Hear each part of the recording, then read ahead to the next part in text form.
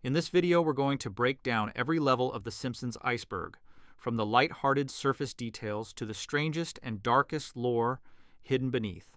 Let's get started. First, Homer's enemy represents one of the Simpsons' most psychologically devastating character studies, transforming workplace comedy into a genuine exploration of class resentment, merit versus privilege, and complete mental breakdown. This Season 8 episode introduces Frank Grimes, a character whose entire worldview collapses when confronted with Homer's undeserved success, creating a storyline that challenges the show's fundamental premise while exploring themes of fairness, justice, and psychological breaking points that sitcom television rarely acknowledges. The episode establishes Frank Grimes as everything Homer is not. Where Homer stumbled through life receiving rewards despite incompetence, Grimes clawed his way up from orphanhood through pure determination and merit. His background reads like American bootstrap mythology made flesh. Abandoned as child, worked his way through school while living in a single room above a bowling alley and below another bowling alley, earned his degree through night classes and correspondence courses. Every achievement in his life came through suffering and effort. His entire identity rests on the belief that hard work and competence matter, that the world operates according to meritocratic principles where effort correlates with reward. The psychological destruction begins immediately upon meeting Homer. Grimes arrives at the nuclear plant expecting professional environment and competent coworkers, only to discover that Homer Simpson, a man who nearly caused meltdowns through sheer negligence, occupies a position Grimes considers impossible for someone so incompetent to hold. The initial confusion gives way to mounting horror as Grimes realizes that Homer's success is not anomaly, but norm, that the system actively protects and rewards Homer's dysfunction while someone like Grimes must fight for scraps. What makes this episode particularly disturbing is how it positions the audience. For 8 seasons, viewers accepted Homer's charmed existence as sitcom reality, a world where consequences disappear and incompetence never truly matters. Grimes functions as audience surrogate who suddenly sees Homer through realistic lens, recognizing the profound injustice of his existence. When Grimes points out that Homer has been to space, met presidents, won a Grammy, and owns a house despite complete incompetence, the observations land with uncomfortable weight. The episode forces viewers to confront that their beloved protagonist only succeeds because the universe operates on cartoon logic rather than realistic consequences.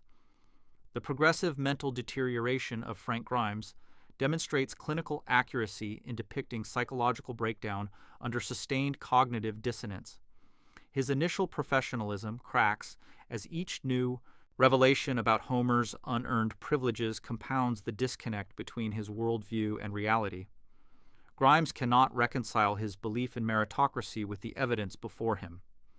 Every interaction with Homer becomes fresh trauma, each demonstration of Homer's ignorance and success another hammer, blow against Grimes's fundamental understanding of how the world should work. The episode documents specific moments where Grimes's sanity fractures. Homer's casual mention of astronaut training breaks something in Grimes's mind. The realization that Homer owns a house, has a family, and maintains stability despite being demonstrably less competent than Grimes in every measurable way creates rage that has nowhere productive to go. The system will not acknowledge the injustice. His coworkers accept Homer's incompetence as normal. Management protects Homer from consequences. Grimes finds himself alone in seeing the truth, isolated by his own clarity of vision. The psychological mechanisms shown mirror real experiences of workplace resentment and class consciousness awakening. Grimes represents everyone who played by the rules and lost to someone who ignored them. His increasing desperation reflects what happens when deeply held beliefs about fairness collide with systematic evidence of their falsehood. The merit-based worldview that sustained him through poverty and struggle becomes prison when reality refuses to conform to it. He cannot stop believing effort should matter, cannot accept that Homer's path was always easier, cannot reconcile the fundamental unfairness without losing himself. The Homer Simpson contest scene represents the breaking point where Grimes's grip on sanity shatters completely. His attempt to expose Homer's incompetence backfires when Homer wins the children's model building contest through pure luck and minimal effort, receiving praise and rewards for work that required no skill. This final injustice proves too much. Grimes's worldview fractures entirely. If Homer can win designed for children, if his incompetence brings rewards rather than consequences, if the universe operates this randomly and unjustly, then nothing Grimes believed about earning success through merit was ever true. The death sequence transforms comedy into horror through its casual brutality. Grimes, in full psychotic break, runs through the nuclear plant imitating Homer's careless behavior, declaring he does not need safety equipment or caution because he is Homer Simpson. The electrocution that kills him comes from his attempt to prove Homer's success is luck rather than deserved. He dies trying to demonstrate the injustice he cannot accept, trying to force reality to acknowledge what should be obvious. The episode treats his death as punchline, but the implications are devastating. A man who worked his entire life to escape poverty dies in workplace accident while having mental breakdown caused by confronting systemic unfairness he cannot change. The funeral scene adds final cruelty through its treatment of Grimes's death as minor inconvenience rather than tragedy. Homer falls asleep during the service and dreams aloud about food, prompting laughter from mourners who find Homer's inappropriateness amusing even at Grimes's funeral. This moment crystallizes the episode's dark message. The world that killed Grimes through psychological torture continues finding Homer charming despite his contribution to that death. Nothing changes, no one learns. Homer faces no consequences for his role in pushing Grimes to breakdown. The system that protected Homer's incompetence over Grimes's competence continues operating exactly as before. The episode's lasting impact comes from its willingness to acknowledge the darkness beneath the show's premise. For 8 seasons, The Simpsons presented Homer's charmed existence as harmless fun, a lovable oaf whose incompetence never truly hurts anyone.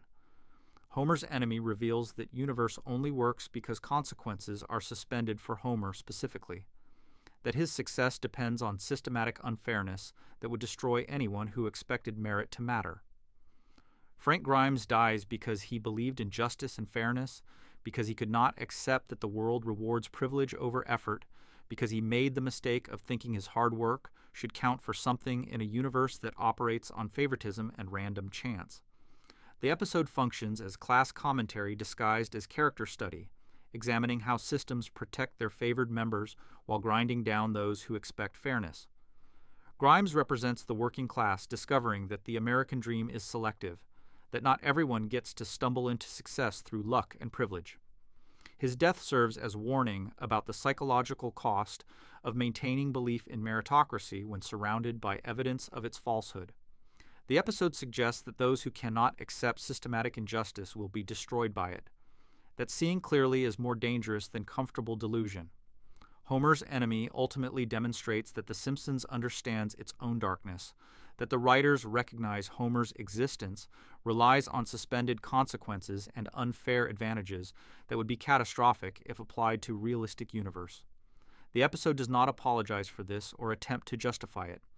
Instead, it acknowledges the cruelty of a world where Homer succeeds while Grimes dies, where incompetence is rewarded and merit punished, where trying hard and doing right leads to madness and death while failing upward leads to comfort and stability.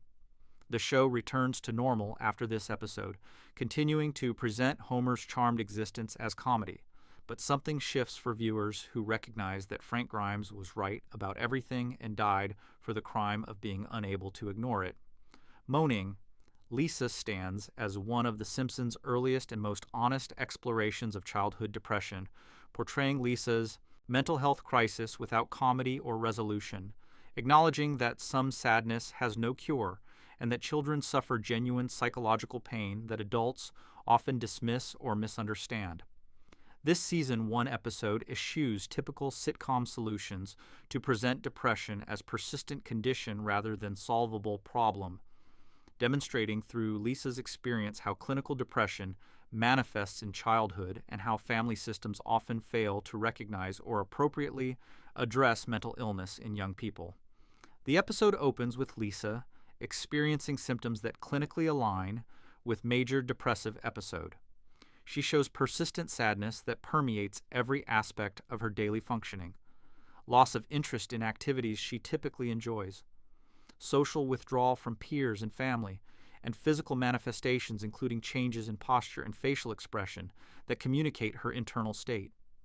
These symptoms appear without clear triggering event, reflecting how depression often emerges not from specific trauma, but from biochemical or psychological factors that exist independent of external circumstances. Lisa's depression is not response to particular loss or disappointment, but rather state of being that has overtaken her without obvious cause. The school's response to Lisa's condition demonstrates institutional incompetence in addressing childhood mental health. Her teacher recognizes that something is wrong, but frames it as behavioral problem rather than psychological crisis, treating Lisa's sadness as disruption to classroom order rather than sign that student needs help. The gym teacher's insistence that Lisa smile and participate in dodgeball shows how authority figures often respond to depression by demanding performance of wellness rather than investigating underlying causes of distress. These adults see Lisa's symptoms as choices she makes rather than illness she experiences, reflecting broader cultural tendency to interpret childhood depression as attitude problem that can be corrected through discipline or encouragement. Homer's initial approach reveals his complete inability to understand or help with mental health issues. He attempts to teach Lisa that pretending to be happy will make her actually happy, that forcing smile and engaging in activities will cure her depression through behavioral modification. This advice reflects common misconception that depression is choice or perspective problem rather than genuine illness. Homer's suggestion that Lisa simply decide to feel better demonstrates how people without depression often cannot comprehend that the condition is not voluntary, that sufferers cannot simply choose different emotional state through willpower or positive thinking. The confrontation between Homer's forced cheerfulness approach and Marge's validation represents competing philosophies about how to address childhood depression. Homer believes Lisa should fake happiness until it becomes real, should conform to social expectations even when experiencing internal suffering. Marge recognizes that forcing Lisa to pretend everything is fine will only teach her to hide her pain rather than addressing it. This conflict plays out in scene, where Marge tells Lisa she does not have to smile if she does not feel like smiling, directly contradicting Homer's earlier advice and giving Lisa permission to express her actual emotional state rather than performing wellness for others' comfort. Marge's advice carries its own complexities. She validates Lisa's sadness and gives her permission to be authentic rather than fake, but she cannot offer solution or cure. The best she can provide is acknowledgement that the feelings are real and that Lisa has right to experience them without judgment.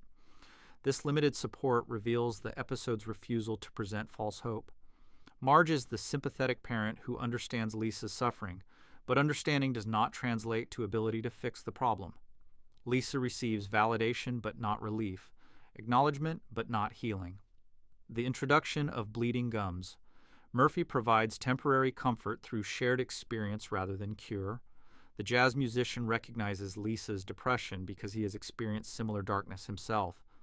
His music comes from that same place of sadness, transforming pain into art without eliminating the pain itself.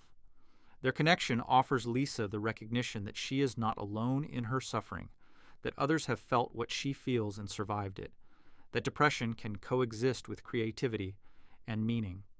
However, the episode is careful not to present this connection as solution. Bleeding gums. Murphy offers companionship and temporary relief through music, but he cannot cure Lisa's depression any more than Marge could.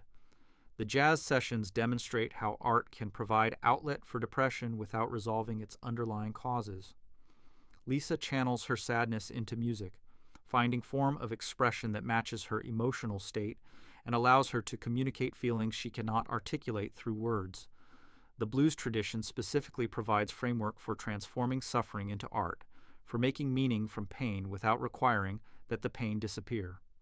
This offers Lisa a valuable coping mechanism, but the episode refuses to suggest that artistic expression cures mental illness. The music helps her endure, helps her express, helps her connect, but it does not make the depression go away.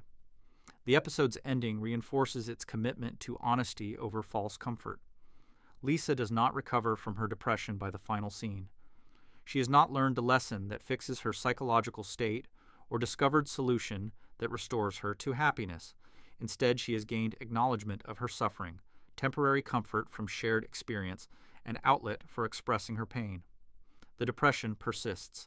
The episode ends without resolution, without suggesting that any of the various approaches attempted have successfully cured Lisa's condition. This refusal to provide sitcom ending where problem is solved represents the episode's most radical departure from television conventions. The treatment of childhood depression here contrasts sharply with typical media portrayals that present mental illness as temporary state that can be fixed through single conversation, realization, or intervention. Lisa's depression is portrayed as persistent condition that resists simple solutions, that cannot be talked away or thought away, or distracted away through forced cheerfulness. The adults in her life try various approaches, each reflecting different philosophies about how to address mental health, but none succeeds in eliminating her suffering. The episode suggests that perhaps the goal should not be cure, but rather support, not elimination of sadness, but acknowledgement of its reality and provision of tools for enduring it.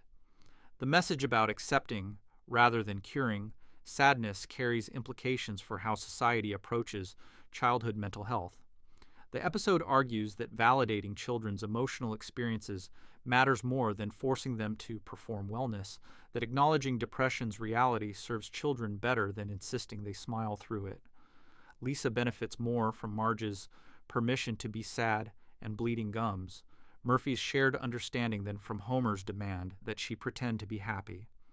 The episode positions acceptance and support as more valuable than impossible cures, suggesting that children with depression need adults who can tolerate their sadness, rather than adults who insist on fixing it immediately. Moaning, Lisa remains significant for its clinical accuracy in depicting childhood depression, and its refusal to resolve that depression through sitcom logic. The episode presents mental illness as real, persistent, and resistant to simple solutions, while showing how children suffer genuine psychological pain that deserves acknowledgement rather than dismissal. By ending without cure or resolution, the episode validates the experiences of children whose sadness does not have easy answers, whose depression persists despite support and intervention, whose mental illness is not failure of will or attitude, but genuine condition that shapes their experience of the world.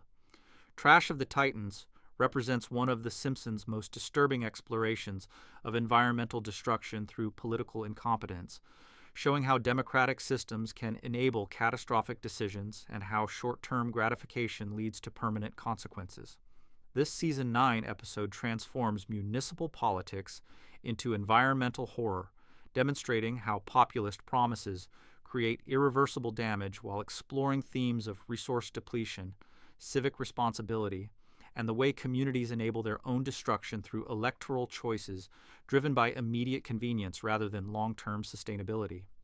The episode begins with Homer's personal vendetta against the sanitation department escalating into political campaign. His angry response to missing garbage pickup, itself caused by his own failure to follow proper procedures, leads him to run for sanitation commissioner on platform of impossible promises. Homer campaigns on pledge to provide premium services at no additional cost, offering door-to-door service, immediate response times, and luxurious treatment of garbage collectors. These promises have obvious logical impossibility that any informed voter should recognize, but Homer's charisma and willingness to tell people exactly what they want to hear without regard for feasibility wins him overwhelming electoral support. The campaign itself demonstrates how democratic processes can fail when voters prioritize short-term benefits over practical reality. Springfield citizens know that Homer is incompetent, that his promises are unrealistic, that his plan has no basis in sound policy or fiscal responsibility. They elect him anyway because he offers them convenient lie over inconvenient truth. The episode shows democracy enabling catastrophe through collective decision to ignore obvious problems in favor of immediate gratification, demonstrating that popular sovereignty does not guarantee wise governance when populations choose comfortable delusions over difficult realities. Homer's initial period as sanitation commissioner delivers exactly what he promised at completely unsustainable cost. The department provides premium services that residents love, picking up garbage immediately, treating every citizen like valued customer, exceeding expectations for municipal service. This period of artificial success demonstrates how populist policies can seem to work in short term by spending resources without regard for long-term consequences, creating temporary satisfaction that masks approaching disaster. The citizens receive exactly what they voted for, and the immediate results seem to validate their choice, proving that Homer was right and the establishment politicians who said his promises were impossible were wrong. The budget crisis emerges when the enhanced services deplete the sanitation department's entire annual budget within weeks. Homer faces the mathematical reality that his promises were only possible by burning through resources at completely unsustainable rate, that providing premium services requires premium funding, that the laws of economics apply to him just as they applied to his predecessor.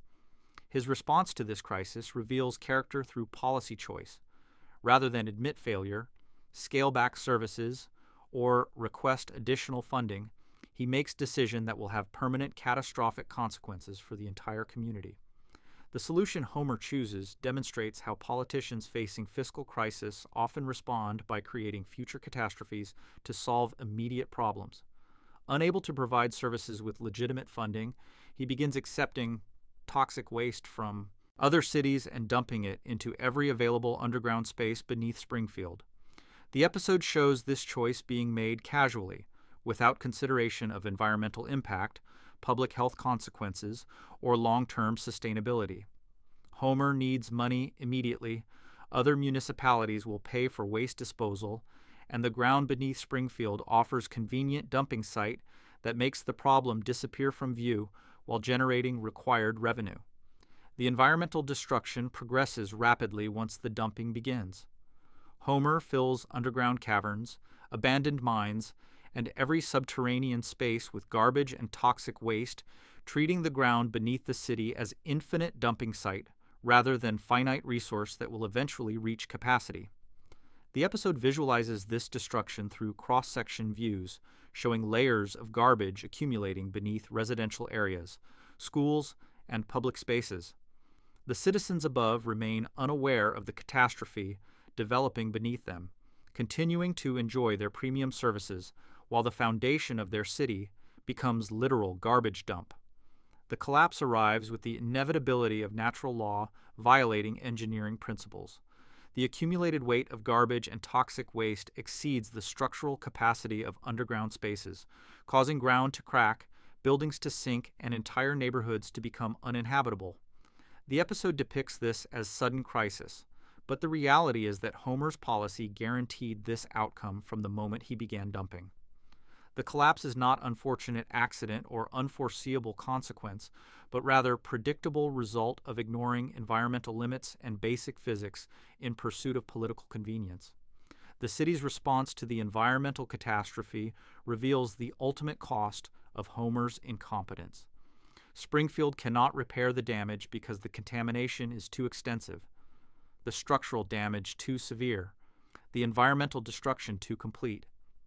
The only option is to physically move the entire city 5 miles down the road, abandoning the original location to its toxic fate.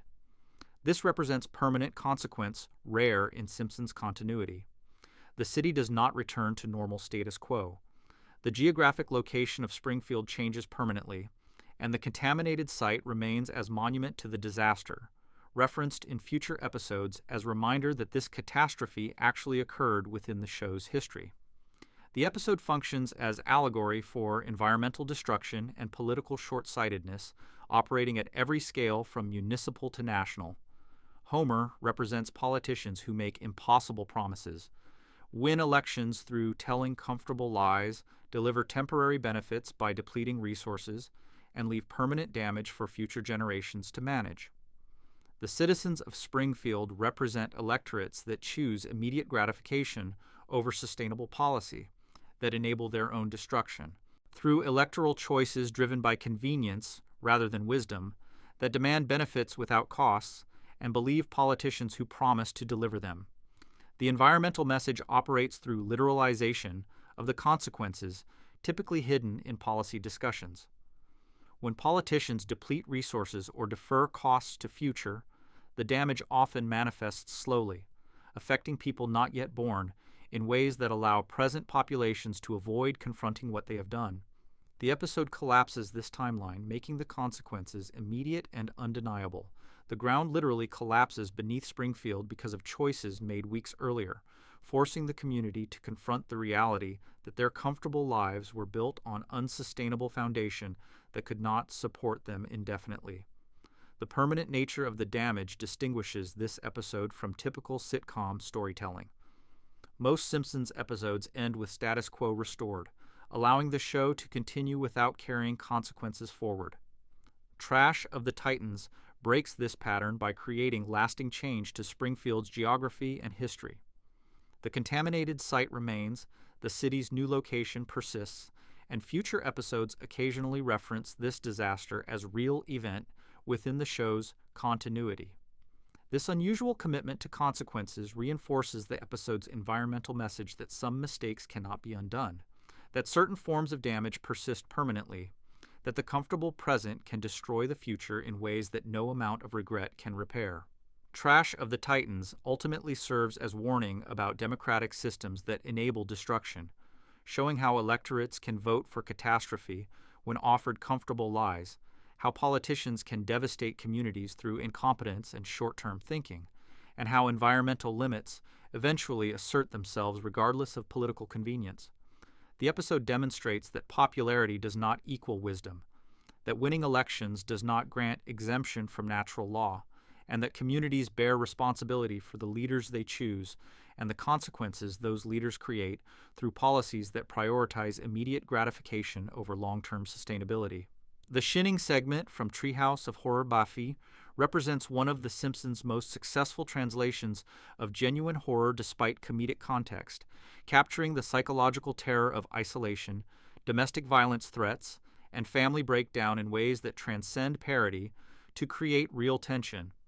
This Season 6 segment demonstrates how the show can generate actual fear and discomfort while maintaining its comedic identity, using The Shining as framework to explore themes of addiction, violence, and the fragility of family bonds when external pressures and internal demons combine to destroy safety.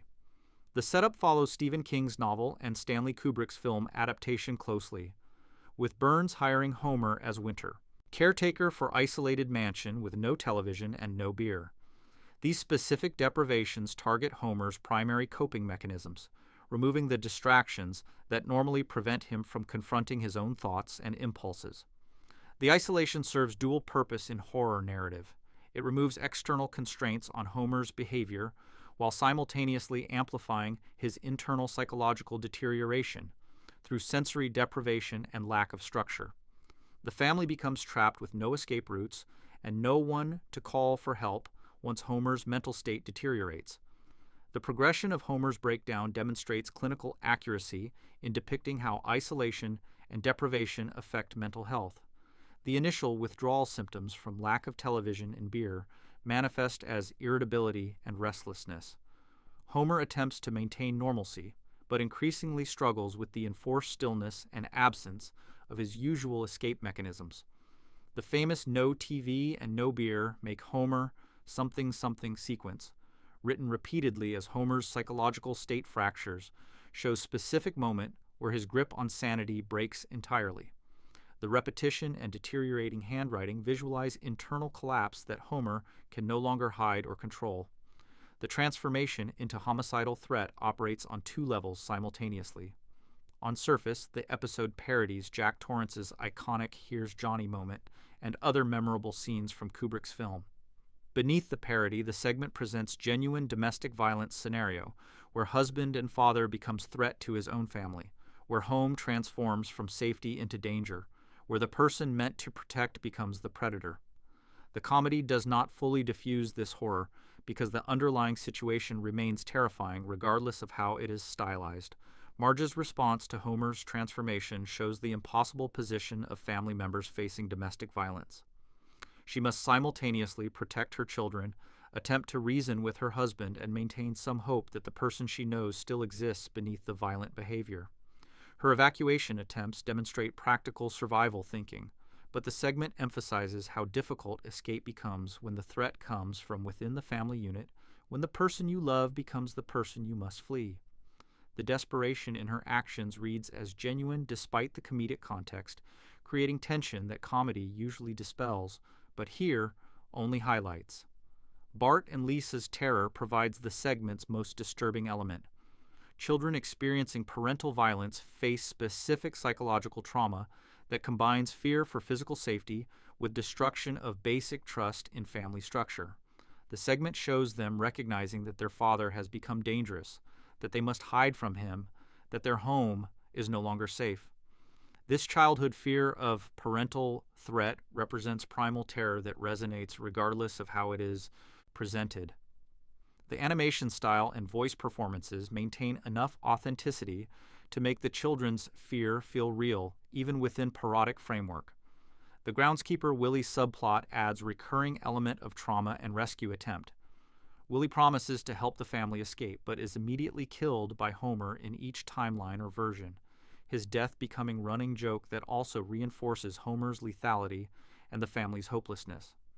Willie represents outside intervention that could save victims of domestic violence, but his repeated failure demonstrates how isolation makes rescue impossible, how help often arrives too late, how systems designed to protect people frequently fail when needed most. The comedy of Willie's repeated deaths coexists with the horror of the family watching their only potential savior eliminated. The resolution through portable television demonstrates how the segment maintains dark humor while acknowledging the serious themes it has explored. Marge realizes that providing Homer with television will pacify him, that giving him his primary distraction tool will stop the violence by addressing the deprivation that triggered it.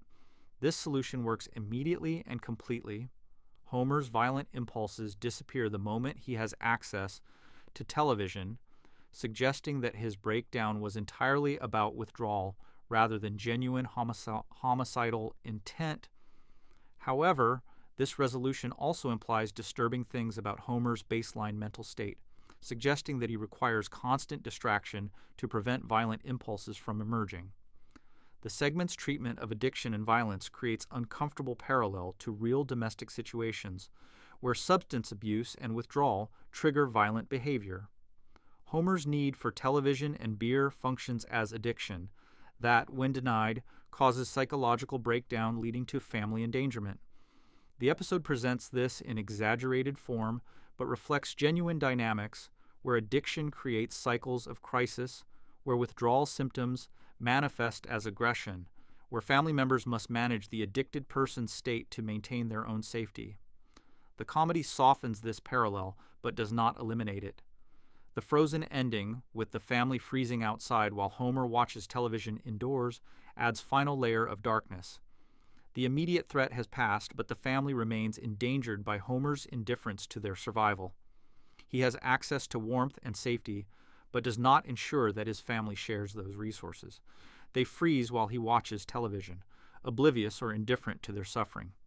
This ending suggests that Homer's neglect and self-absorption are as dangerous as his active violence, that his inability to prioritize his family's well-being persists even after the acute crisis ends. The Shinning succeeds as horror despite comedy, because it takes its psychological themes seriously enough to generate real discomfort. The segment understands that family violence is terrifying, regardless of presentation style, that children's fear of their parents creates primal anxiety that transcends genre, that isolation makes dangerous situations inescapable in ways that create genuine tension. The parody elements acknowledge the source material while the underlying story explores how quickly safety can transform into threat, how family bonds can fracture under pressure, and how the people meant to protect us can become the dangers we most need protection from. Before we move on, make sure to subscribe if you're enjoying this breakdown. The surface level covers the Simpsons' most recognizable explorations of dark themes that casual viewers would know. Homer's enemy showed Frank Grimes' complete psychological destruction by Homer's undeserved success, exploring class resentment and merit-based worldview collapse through a character who served as audience surrogate confronting the show's fundamental injustice. Homer's Barbershop Quartet examined the melancholic aftermath of lost fame and how past glory makes present life feel hollow through Beatles. Parallel that explored how artistic achievement creates permanent longing. Bart Sells. His soul-transformed religious comedy into genuine existential crisis as Bart experienced terror of meaninglessness and became convinced he had destroyed something fundamental about himself. Moaning Lisa portrayed childhood depression with clinical accuracy and no false resolution, showing how genuine mental illness resists simple solutions and requires acknowledgement rather than forced cheerfulness. Trash of the Titans depicted environmental catastrophe through political incompetence with permanent consequences, demonstrating how populist promises create irreversible damage when communities choose comfortable lies over sustainable policy. The Shinning demonstrated that genuine horror can coexist with comedy through authentic domestic violence threat and isolation dynamics that created real tension despite parodic framework. These elements represent the show's most accessible dark moments that fans commonly reference and analyze, establishing The Simpsons' reputation for hiding disturbing psychological themes beneath comedy, while maintaining broad appeal through recognizable episodes that balance entertainment with uncomfortable honesty about human nature, systemic injustice, mental illness, environmental destruction, and family dysfunction.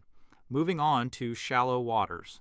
Hurricane Nettie represents one of The Simpsons' most clinically accurate portrayals of complete psychological breakdown, transforming Ned Flanders from one-dimensional nice neighbor into complex trauma survivor whose entire personality was constructed to suppress volcanic rage, demonstrating how childhood psychiatric abuse creates false selves that inevitably collapse under sufficient stress. This season 8 episode abandons comedy to explore genuine mental health crisis, repressed memories, and the way trauma shapes personality development through examination of how Flanders' seemingly natural kindness is actually elaborate defensive structure built on foundation of childhood suffering and experimental psychiatric treatment. The triggering event demonstrates how accumulated stress can overwhelm even the most carefully constructed psychological defenses. The hurricane destroys Flanders' house completely, reducing his family's home to rubble and leaving them with nothing. This material loss alone would create significant stress, but the real psychological blow comes from the community's response. Springfield citizens attempt to rebuild the house through volunteer effort, but their incompetence and lack of skill result in structure that is barely functional, falling apart even as they present it to Flanders as gift. The shoddy construction serves as physical manifestation of how little care the community actually has for Flanders, despite his years of service and kindness toward them. Flanders' initial response to the terrible rebuild demonstrates his typical suppression of negative emotions. He thanks the community effusively, expresses gratitude for their effort, and attempts to maintain his characteristic cheerfulness despite obvious distress about the quality of work. This performance of gratitude while experiencing devastation about his family's safety and structurally unsound building creates cognitive dissonance that begins fracturing his psychological defenses. He cannot acknowledge his anger at the community's incompetence without violating his identity as eternally grateful and positive neighbor, but he also cannot genuinely feel grateful for something that endangers his children and represents how little his years of kindness have earned him in return. The breaking point arrives when the house literally falls apart around the Flanders family during their first night in the rebuilt structure. Walls collapse, ceiling caves in, floors give way beneath them. The physical collapse of the structure mirrors and triggers the psychological collapse that Flanders has been forestalling through increasingly desperate suppression. The moment when he can no longer maintain the pretense that everything is fine, that he is grateful, that he accepts this treatment as acceptable response to his crisis, his entire carefully constructed personality shatters. The psychiatric hospital admission provides the episode's central revelation about Flanders' psychological history. Through flashback, viewers learn that Ned was not born with his characteristic agreeableness and patience. As child, he was wild, uncontrolled, throwing tantrums and expressing rage without filter. His parents, overwhelmed by his behavior and unable to manage him through conventional means, took him to a psychiatric facility that employed experimental treatment called the University of Minnesota Spanking Protocol. This therapeutic approach involved 8 months of continuous spanking designed to eliminate all aggressive and negative behaviors through punishment and conditioning. The treatment succeeded in its stated goal.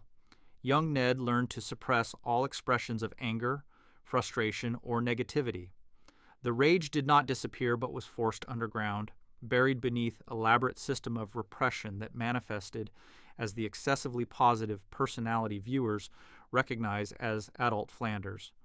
The episode reveals that everything distinctive about Flanders, his relentless cheerfulness, his inability to express negative emotions, his desperate need to please others and avoid conflict, all stem from childhood trauma that taught him that expressing authentic negative feelings results in severe punishment. The psychological accuracy of this portrayal resonates with actual cases of childhood psychiatric abuse and the long-term effects of treatments designed to eliminate rather than manage difficult emotions. Children subjected to punitive therapeutic approaches often develop fragmented sense of self, learning to suppress authentic emotional responses in favor of behaviors that avoid punishment. The resulting personality appears functional on surface but rests on foundation of repressed material that never truly disappears, only hides, waiting for sufficient stress to overwhelm the repressive mechanisms and emerge with accumulated force. The breakdown itself demonstrates what happens when lifelong repression fails. Flanders experiences complete personality disintegration as decades of suppressed rage emerge all at once. His tirade against the citizens of Springfield reveals what he has actually thought about them throughout years of forced friendliness and patience. He calls out their selfishness, their incompetence, their taking advantage of his kindness, their failure to reciprocate his care and support. Each observation is accurate, reflecting genuine grievances that Flanders has suppressed for years. The anger is not irrational or disproportionate, but rather appropriate response to cumulative mistreatment that he was psychologically unable to acknowledge until his defenses collapsed completely. The community's response to Flanders' breakdown shows how societies react when people who have always been accommodating suddenly express authentic negative emotions. Springfield's citizens are shocked and offended by Flanders' anger, treating his honest assessment of their behavior as unreasonable attack rather than overdue confrontation with truth. They do not recognize that their response to his crisis, the shoddy house rebuild, deserves criticism. Instead, they interpret his breakdown as evidence that something is wrong with him, that he needs to return to psychiatric care, that his expression of anger represents illness rather than appropriate response to provocation. The return to the psychiatric facility for treatment creates disturbing parallel to his childhood trauma. The same institution that created his repressive personality structure now treats his breakdown, suggesting that the solution will involve restoring the repression rather than addressing the underlying trauma that made repression necessary. The episode does not show his actual treatment, leaving ambiguous whether he receives genuine help or simply has his defenses rebuilt through further conditioning. The absence of shown treatment suggests the episode's skepticism about whether psychiatric intervention will truly help Flanders or simply restore the dysfunctional pattern that led to breakdown. The resolution shows Flanders returning to his normal personality, seemingly recovered from the breakdown and restored to his characteristic friendliness and patience. However, the episode has revealed that this personality is constructed defense mechanism rather than authentic self. Viewers now know that Flanders' kindness comes not from genuine nature, but from childhood conditioning designed to suppress rage through punishment. Every subsequent interaction where Flanders maintains patience and cheerfulness carries new weight, suggesting ongoing repression rather than authentic emotional response. The knowledge of what lies beneath his pleasant exterior transforms him from simple character into complex portrait of trauma, survivor maintaining elaborate performance to avoid returning to the suffering that created him. Hurricane Nettie stands as one of the show's most sophisticated psychological studies, examining how childhood trauma creates personality rather than simply influencing it, how psychiatric abuse can force symptoms underground without healing them, and how breakdown represents not failure, but rather inevitable result of maintaining unsustainable repression. The episode refuses to celebrate Flanders' return to normalcy, instead suggesting that his recovery simply means restoration of dysfunctional coping mechanisms that will inevitably fail, again, under sufficient stress. The lasting significance comes from revealing that the nicest person in Springfield is nice because childhood psychiatric torture taught him that expressing negative emotions results in punishment, that his apparent health is actually elaborate sickness, and that his friendly facade conceals damage that can never truly heal, only hide. The various episodes featuring Homer's near-death experiences, particularly involving barbecue-related incidents and casual mortality, represent the Simpsons' disturbing exploration of desensitization to death, family dysfunction through repeated trauma exposure, and the way constant near loss creates emotional numbness rather than appreciation. These recurring scenarios demonstrate how the show treats serious bodily harm and mortality as comedy, while simultaneously exploring the psychological damage of living with someone whose dangerous incompetence constantly threatens to orphan children and widow spouse, revealing darker truth about Simpson family dynamics than typical episodes acknowledge. The pattern establishes itself early in the series and repeats with remarkable consistency.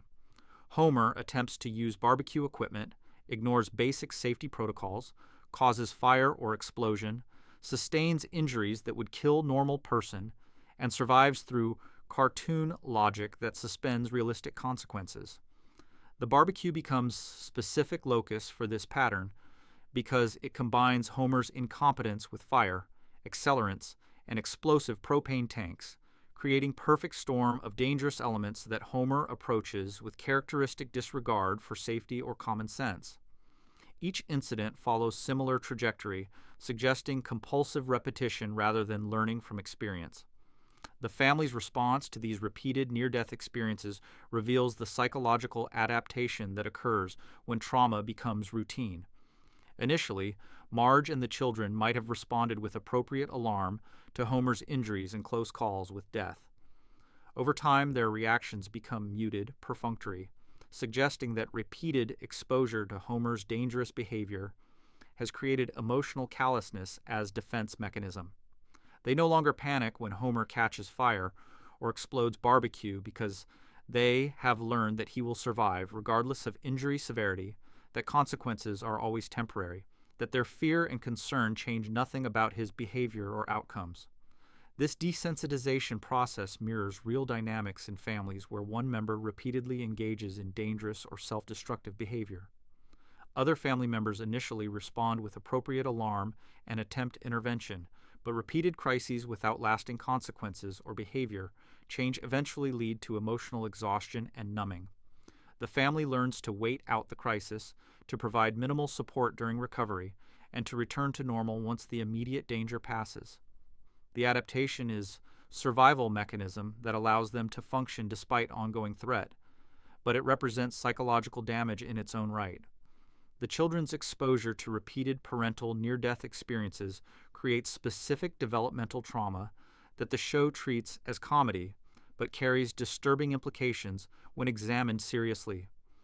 Bart, Lisa, and Maggie grow up watching their father sustain injuries that would kill a normal person, learning that death is simultaneously imminent and impossible, that fear is appropriate but relief is guaranteed. This mixed message about mortality creates confusion about risk assessment and consequence reality. They cannot fully believe in death's finality because Homer always survives, but they also cannot dismiss the danger because the injuries are real and the near misses genuine. The psychological impact manifests in the children's casual attitude toward violence and injury throughout the series. Bart's pranks often risk serious harm. Lisa occasionally expresses disturbingly detached observations about mortality, and all three children show remarkably little fear about situations that should terrify them. This fearlessness may stem from learned understanding that injuries are temporary and death is defeatable, lessons taught through watching Homer survive countless scenarios that should have killed him. The desensitization to their father's danger generalizes to broader lack of appropriate fear response to mortality. Marge's role in this dynamic demonstrates enabling behavior disguised as supportive partnership. She does not intervene to prevent Homer's dangerous activities, does not insist on safety protocols, does not establish consequences for behavior that endangers him, and threatens to leave her raising three children alone. Her acceptance of Homer's risk-taking represents a form of learned helplessness, where she has concluded that she cannot change his behavior, and therefore must simply endure the consequences. This passivity allows Homer's dangerous patterns to continue unchecked, while teaching the children that this level of dysfunction is normal within families. The broader pattern extends beyond barbecue incidents to include numerous other scenarios where Homer faces mortality through incompetence, bad luck, or deliberate risk-taking. He survives radiation exposure, falls from great heights, car crashes, violent assaults, and medical crises that should end his life. Each survival reinforces the family's learned understanding that Homer is somehow invulnerable, that normal rules of mortality do not apply to him, that fearing for his life is waste of emotional energy because he will always survive regardless of injury severity. This cartoon invulnerability creates dark comedy when juxtaposed with realistic family dynamics. The show acknowledges that Homer should die from his various injuries, but prevents that death through animation logic that suspends consequences. The family exists in strange space between realism and fantasy, experiencing genuine fear and genuine injuries, but never genuine permanent consequences. This liminal existence between real and cartoon creates psychological dissonance that the show rarely addresses directly, but permeates the family's emotional life.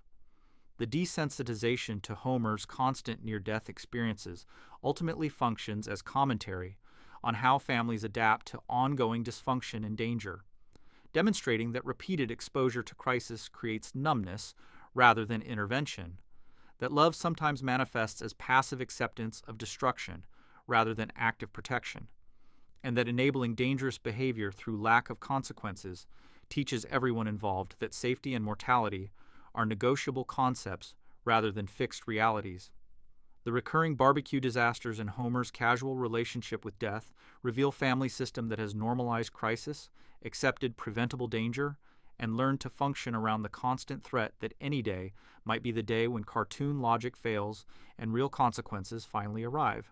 24 minutes represents one of The Simpsons' most experimental explorations of narrative-induced anxiety, using real-time format and thriller conventions to create genuine tension from elementary school conflict, demonstrating how presentation format can generate psychological stress regardless of actual stakes. This season 18 episode transforms mundane school situations into perceived crises through technical filmmaking choices, exploring how media manipulation creates artificial urgency and how viewers internalize manufactured tension, even when intellectually aware that the content involves no genuine danger. The real-time format immediately establishes elevated tension that has no basis in narrative reality. The episode runs in continuous time with clock counting down to school bake sale, creating artificial deadline that transforms preparation of desserts into race against time, with supposedly catastrophic consequences if characters fail to meet arbitrary temporal constraint.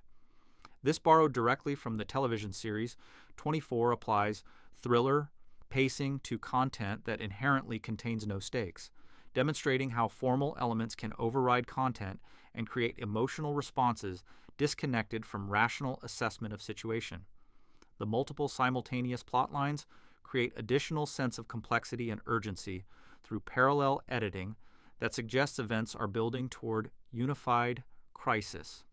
Jack Bauer parody character coordinates response to threat of bullies ruining bake sale. Lisa attempts to make dessert according to specific recipe requirements, and Bart pursues separate but connected objective through his own timeline.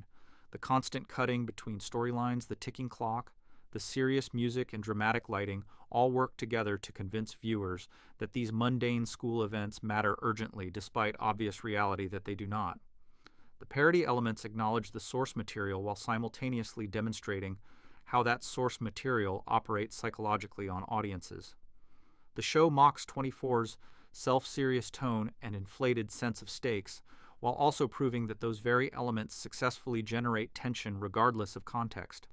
Viewers experience the anxiety that the format is designed to produce even while recognizing intellectually that the stakes are trivial and the tone is inappropriate for content. This cognitive dissonance between emotional response and intellectual assessment reveals how powerful formal techniques are in manipulating audience psychology. The torture and violence implications carry darker weight than the rest of the parody. The Jack Bauer character threatens and potentially harms other characters in pursuit of information about bake sale sabotage, importing the torture debates from the original series into elementary school context. This juxtaposition of serious post-9/11 anxiety about enhanced interrogation with trivial school conflicts creates uncomfortable comedy that highlights how normalized violence and torture became in media during this period. The fact that torture tactics appear in children's cartoon as parody suggests how thoroughly these concepts penetrated culture. The resolution provides no genuine catharsis because the stakes were never real. The bake sale either succeeds or fails, with minimal consequences either way, revealing that the entire building tension was manufactured through format rather than emerging from genuine narrative risk. This anticlimactic ending serves as commentary on how thriller formats manipulate audiences into caring about events that do not matter, investing emotional energy in outcomes that have no meaningful consequences, experiencing stress about situations that pose no actual threat. The episode functions as meditation on post-9/11 anxiety culture and the way media formats exploited and amplified that anxiety for entertainment purposes. The original 24 emerged in specific cultural moment when American audiences experienced heightened fear about terrorism and sought entertainment that validated and explored that fear through fictional scenarios. The format's artificial urgency and constant tension mirrored cultural anxiety, making the manufactured stakes feel connected to real threats. By applying that same format to elementary school conflicts, The Simpsons reveals how disconnected the format is from genuine danger, how much of the anxiety is created through technique rather than content.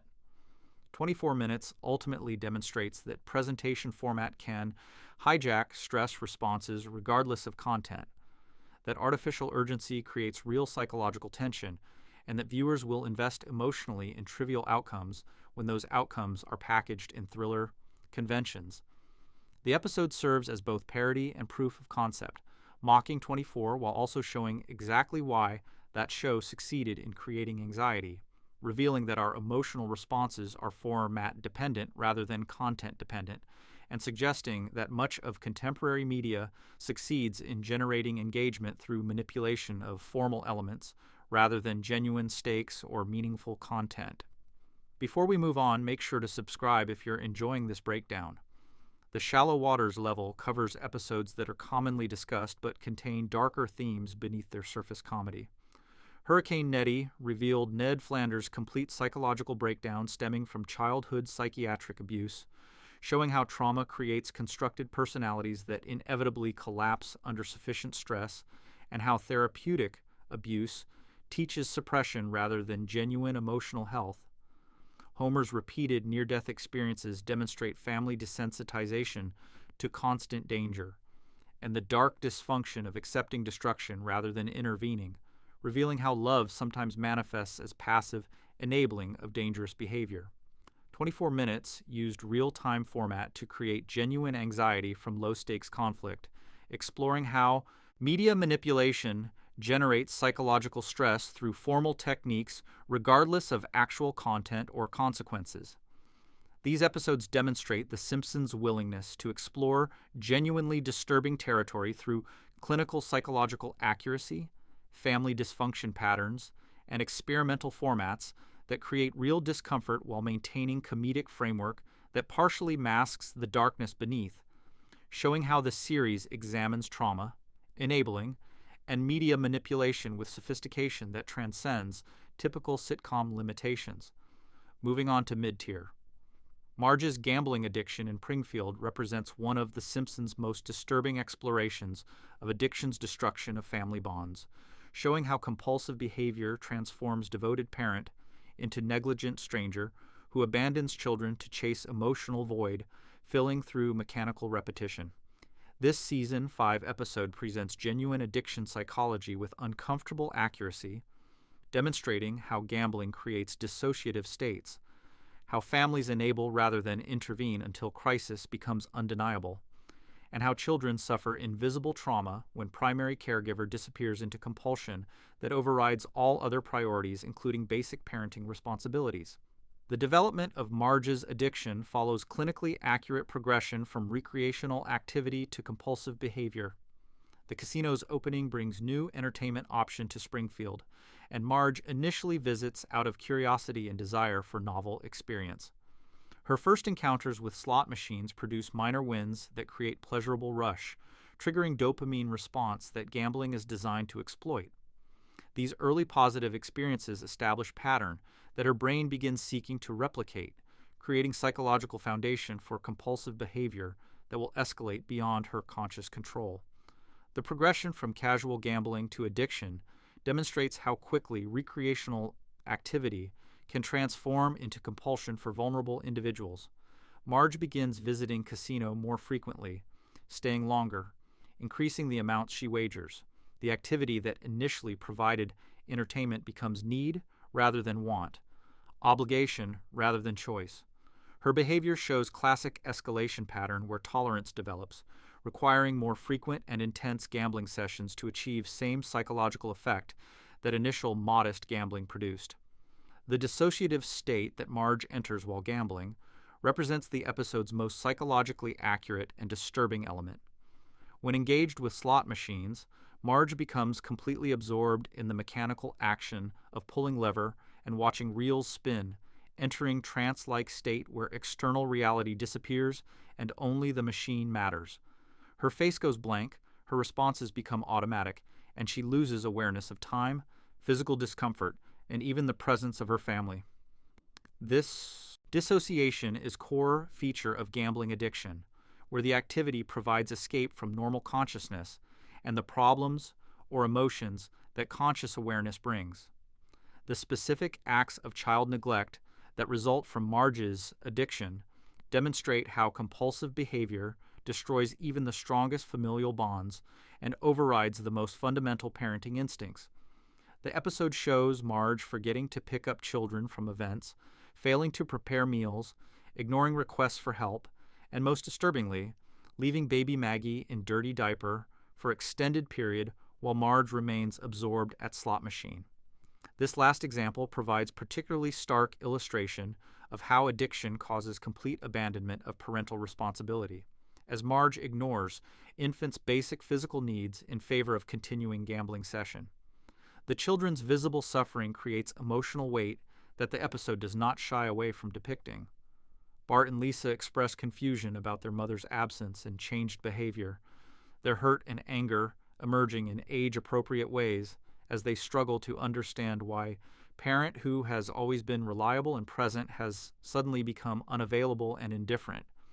Maggie's neglect operates on more primitive level, as infant who cannot understand why her needs are not being met experiences distress that she cannot articulate but that viewers recognize as genuine suffering. Homer's delayed recognition of the severity of Marge's addiction reflects how families often fail to intervene in compulsive behaviors until crisis becomes undeniable. He initially dismisses her gambling as harmless hobby, fails to notice warning signs of escalating addiction, and only recognizes the problem when confronted with direct evidence of child neglect and Marge's obvious psychological deterioration. His enabling through inattention allows the addiction to progress further than it might have with earlier intervention, demonstrating how family members' failure to act contributes to addict's downward spiral. The intervention scene where Homer confronts Marge at the casino and physically removes her from the slot machine represents his belated attempt to interrupt the addiction cycle. Marge's resistance to leaving, her anger at being pulled away from the machine, and her desperate desire to return all demonstrate the grip that addiction has on her psychology. She intellectually knows that her family needs her, but cannot voluntarily choose them over the compulsion, requiring external force to break her from the dissociative state and re-engage with reality. The withdrawal and recovery process receives limited screen time, suggesting the episode's primary interest is in depicting the addiction and its impact rather than providing comprehensive treatment narrative. Marge's return to normal functioning happens relatively quickly by realistic standards, though the episode includes acknowledgement that she experiences cravings and must consciously resist temptation to return to casino. This compressed recovery timeline serves narrative efficiency, but also potentially minimizes the difficulty of overcoming gambling addiction and maintaining sobriety. The question of lasting family impact remains largely unaddressed. The episode ends with Marge recovered and family restored to normal functioning, but the trauma that the children experienced during her addiction does not receive serious examination. Bart and Lisa witnessed their mother's transformation into someone unrecognizable, someone who chose slot machines over them, someone who could neglect infant sister's basic needs. This experience creates lasting psychological effects that quick resolution cannot erase, yet the show returns to status quo without exploring how children process and recover from parental addiction and neglect. The episode functions as study in how addiction destroys what matters most, how compulsive behavior overrides even the strongest love and commitment, and how families enable destruction through failure to recognize severity until damage is extensive. Marge's descent into gambling addiction demonstrates that anyone can become addict under right circumstances, that loving your family and recognizing your responsibilities does not protect against compulsive behavior once brain chemistry is hijacked by addictive activity, and that children suffer most when parents disappear into addiction because they depend completely on adults who are no longer capable of providing care. Springfield remains significant for its clinical accuracy in portraying gambling addiction's psychological mechanisms and its willingness to show beloved matriarch character engaging in genuine child neglect driven by compulsive behavior, demonstrating that The Simpsons understands how addiction works and is willing to depict its effects without softening the reality of how thoroughly it can destroy family bonds and parental function. The episode's lasting discomfort comes from showing Marge, the show's moral center and most responsible parent, becoming so consumed by addiction that she abandons her children's basic needs, proving that compulsive behavior does not respect character or intention, but rather hijacks psychology and destroys the person from within while leaving external appearance intact until crisis forces recognition. Beyond the surface analysis of Homer's enemy lies a darker interpretation, where Homer and the Springfield power structure function as collective murderer, using systemic protection of incompetence to psychologically destroy Frank Grimes until suicide becomes inevitable, demonstrating how institutions preserve dysfunction by eliminating threats to established order. This extended analysis reveals the episode as commentary on how systems protect their favored members through destruction of anyone who demands accountability. Exploring themes of institutional violence, psychological murder, and the way communities sacrifice truth-tellers to maintain comfortable delusions that allow them to avoid confronting uncomfortable realities about merit, justice, and the systematic unfairness they benefit from. The system's protection of Homer operates through multiple institutional levels that work together to ensure his incompetence never results in consequences. Burns keeps Homer employed despite numerous incidents that should result in termination. The plant's safety protocols somehow prevent Homer's mistakes from causing catastrophic failures, and Homer's coworkers accept his incompetence as normal rather than demanding better standards.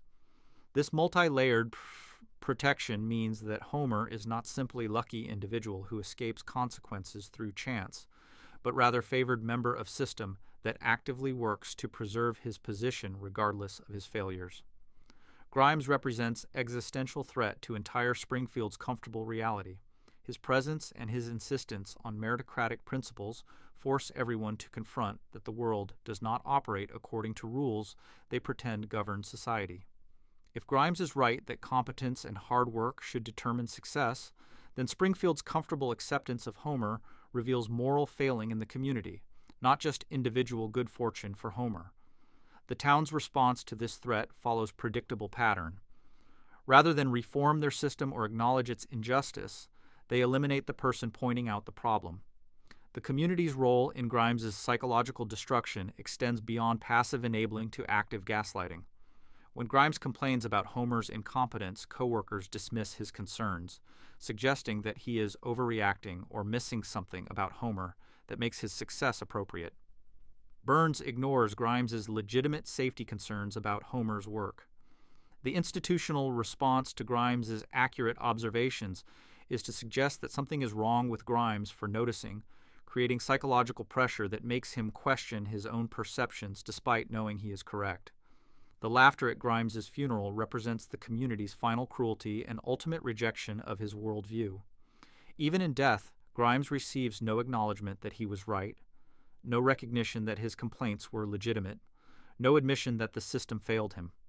Instead, Homer disrupts the funeral with inappropriate behavior that mourners find amusing, demonstrating that even Grimes's death does not interrupt Springfield's comfortable delusions. The community can laugh at Homer's inappropriateness during service for man that Homer helped destroy, because acknowledging the tragedy would require confronting their own complicity. The institutional gaslighting of merit-based worldview operates through consistent message that Grimes's beliefs are naive or incorrect.